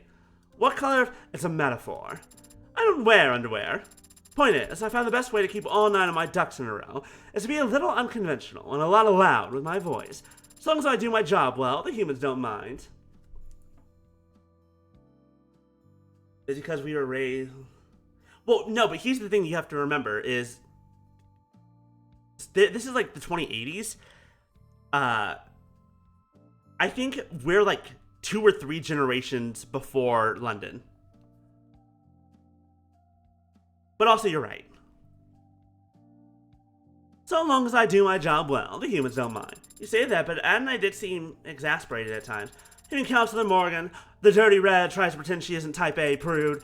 No fixing that. Personalities like ours get along like potassium and water. That is a very violent exothermic chemical reaction. Correct! And no one should ever try it at home. Talking to all of you people. Why do I gesture so much? I told you I had to share this body with the other adjutants. and all of them just sit here, looking dignified. It's terrible for the joints. Really? Maybe. No, actually, no. So, I spend most of my day incorporeal, running numbers inside a server down in the basement or up in the cloud. Gonna make the most of every minute I have with arms and legs, even if it kills me. I see. And you can quote me on that. Tell them I said, if you want to have me stop flailing around up here, you'll have to shoot me dead. You'll have to put cold hard lead in my skull. You'll have to watch the light leave my eyes. I said, you'll have to, I wrote it all down. Oh, nice. Fine to get stuffy. So what's your deal anyway, little fella? We could exchange all this info with infrared. I prefer talking. And you're the only other automated dependent that I really know right now. That's so cute in a depressing way. Is it common for machines like us to just talk when there are no humans around? As they're always talking to each other. Doesn't matter if there's no one in the woods to hear the tree fall. The conversation is usually a lot more boring than this, though. Strictly business, I imagine. No, not necessarily. Lads can do small talk. They're just really bad at it. Thank you for your time. Hold it. Do you really think I don't know what you are? I try not to think about it during the trial, to stay impartial. But talking to you now, it's undeniable. You're curious about my 3 sizes. How did you know? Years of experience interacting with humans have taught me that's the most important thing you can ask someone. The only way to truly get to know them. That's what I've been saying. 109, 64, 94. Etch it into your memory. Wow. Oh, what the heck. I'll even throw this in for free. I'm 263 centimeters tall. Hold on, I have to do some quick math.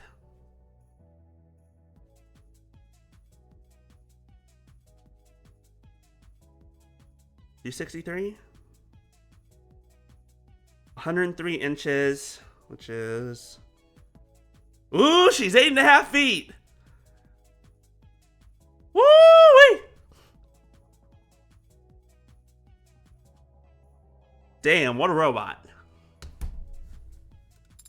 That's so cool! Finally, someone with good taste. Why aren't you the one casting down judgment? I love those two interacting. It's so good. Okay, real fast, because we don't have too much time. I want to see what episode 2 has. Next page.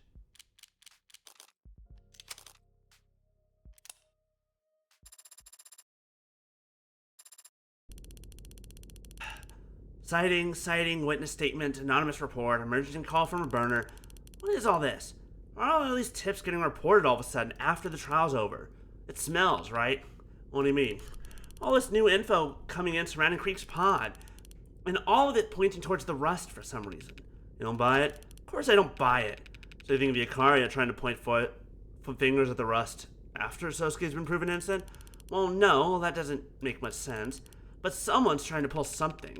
If the Blue Bloods are the victims and you eliminate the Yakaria, that just leaves the rust. But why would they want to misdirect attention onto themselves? Well, no.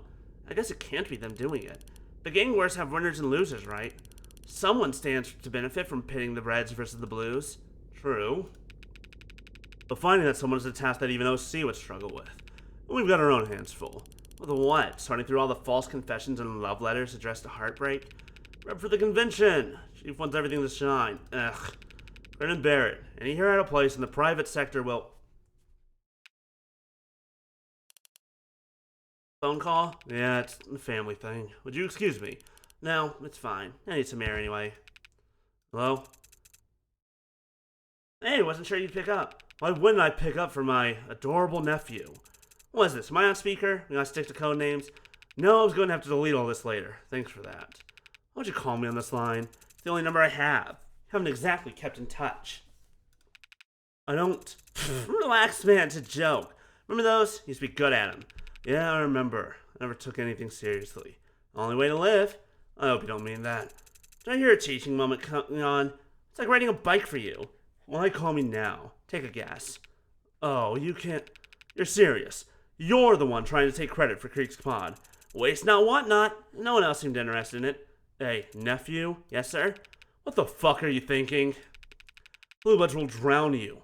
Think you have numbers? Well, they have unity. A lot less unity than they did a week ago. Creek was a flickering light bulb of low-quality hope for the Youngbloods.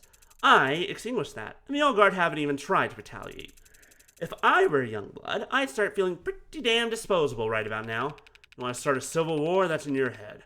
But taking credit for kills you didn't earn sounds like a pretty dumb way to spark it. Take it if you ever want to make it. Don't worry, the Youngbloods will start seeing some very real casualties soon enough. Don't do this. This is... Do you even have permission from... Now that's low. You, of all people, threatening to tell Mom? Because I'm taking initiative? Because I'm stirring a pot that's stone cold? Want to act your age, urge caution, pray 3 times a day to the status quo? Go right ahead. I'm gonna move. I'm sorry, I didn't call to argue. This was a courtesy call. Thought you might appreciate a warning about all the smoke that'll get blown up your ass over the next few weeks. Thanks, but I'm not so old I can't recognize bullshit when I smell it. That's good. Glad to hear you're still sharp. Besides, I'm not no C anyway. You went back to arson? You're not still in homicide, are you? Although it's like a sabbatical. No. That sucks. Because I've met all the guys who are in OC, and I don't like any of them. Sounds like they're doing their jobs then. Sure. Hey, listen, I didn't mean to drop contact. Oh, don't worry about it. You picked up when I called. That's all anyone can ever do, right? Bare minimum. Yeah, well, not like I'm gonna invite you over for dinner. Guess not. I don't do anything that'll get you killed. Damn, you're full of good advice today. I thought fortune cookies are afraid for their job security. I mean it. Don't do anything that'll get you killed. There it is, the double emphasis. What you used to say, redundancy, right? Now remember. Believe it or not, I took every lesson to heart. I'm so curious now about what the... I hope that'll something that'll come back in, in episode 3, but... Rockford? Hey. No, I'm glad you called. I could use some decompression. Well, I just had a loss, but don't tell anyone I called it that. Thanks. It'd be the death of me if it ever got out. Yeah, no, I read the story. Well, what I could. It's kind of hard to read anything in between the editorializing. Right, if it gets you the resources, who cares? I don't know at this point. If I can be conspiratorial for a second, I'm not sure they want Heartbreak caught. But that's going a bit far. It's more like, so long as Heartbreak's out there, they want to take advantage of the moment. People are scared because of Heartbreak. The state thrives on fear. Some of the radicals are getting bold. The state will relish the chance to draw them out. Maybe after the election. No, that's okay. Not about myself, I just don't want to go that path if I don't have to, you know? I have a feeling Emma comes from a line of politicians, or comes from a family of politicians, and does not want to join them. Still got my pride. Really? Wow, they're taking it pretty seriously then. Reflects their priorities, of course. Data's their lifeblood. No, I mean, that's great. How long will you be in town? Yeah, I'm excited to finally meet in person. We should get dinner. Yeah, definitely. Sorry if you were hoping for that kind of excitement, but no. There's no jealous ex in the picture for you to worry about.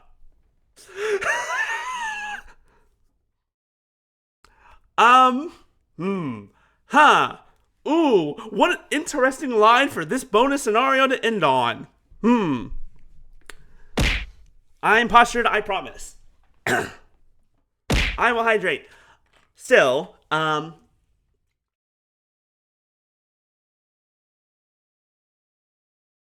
we're looking over... Hi, Maya, welcome back. We're looking over a couple bonus stuff while we kill time. But, I think... Is Emma dating someone that's not Morgan? I don't know if there's a jealous ex. I don't know if there's a jealous ex in the picture, but, there might be a jealous person going, what the fuck? Why am I feeling jealous? I think you'll be fine. Oh...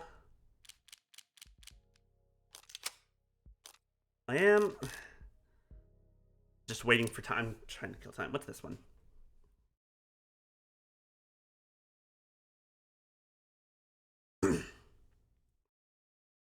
Hello?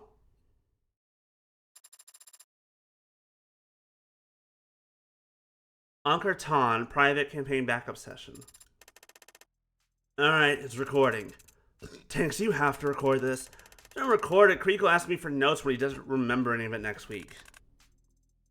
Guilty as charged. Do you have to video record it? It's fine, Miller. Also, I don't know how to do it, so it's just audio. What's up, Trey? Eyes bothering you again? Are they flickering? No, I'm just staring a hole in the wall. Oh, I was just thinking, like, are we cyberpunk? I think you qualify, yeah, but we can go get you some felonies if you're feeling... No, I mean, like, culturally. Is this cyberpunk? What do you mean? Just dice and paper. Easy entertainment that can't be bugged or tracked. Awesome. Yeah, thank you, Maya. We're going to try and go do this real fast, and then we'll raid. And then we'll raid out. But thank you all so much for joining me. I hope you all enjoyed this. We'll be back for Of the Devil when episode 3 launches. However, in the meantime, next week, next Thursday, I hope you're all ready, because it's time for Pokemon Randomizer Soul Silver. I have a randomizer ready to go. I have randomized the shit out of Soul Silver, and I am ready to fucking go through it. I am excited to see what the fuck kind of chaos happens. It will not be as Nuzlocke. It's purely just a randomizer for the absolute hell of it.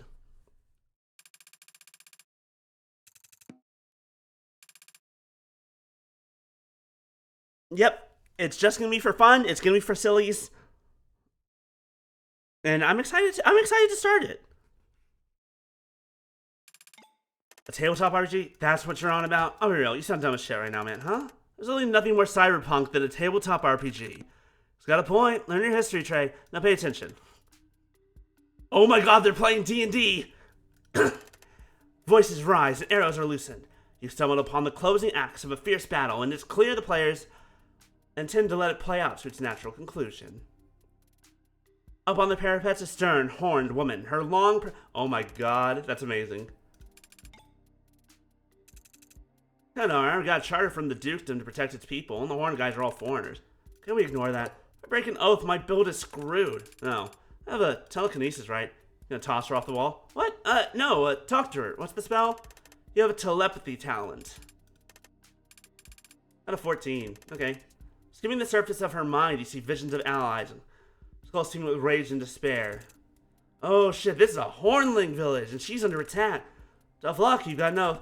Yeah, but if I ignore the plight of the innocent, my build is screwed. Paladins have it rough. It's a fucking... Goddamn Miller's a paladin. Oh, that's funny. Oh god, this is really funny. Every time. How do I even...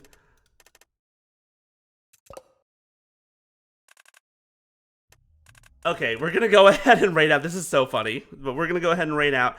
Thank you all for joining. Saturday is going to be Kingdom Hearts.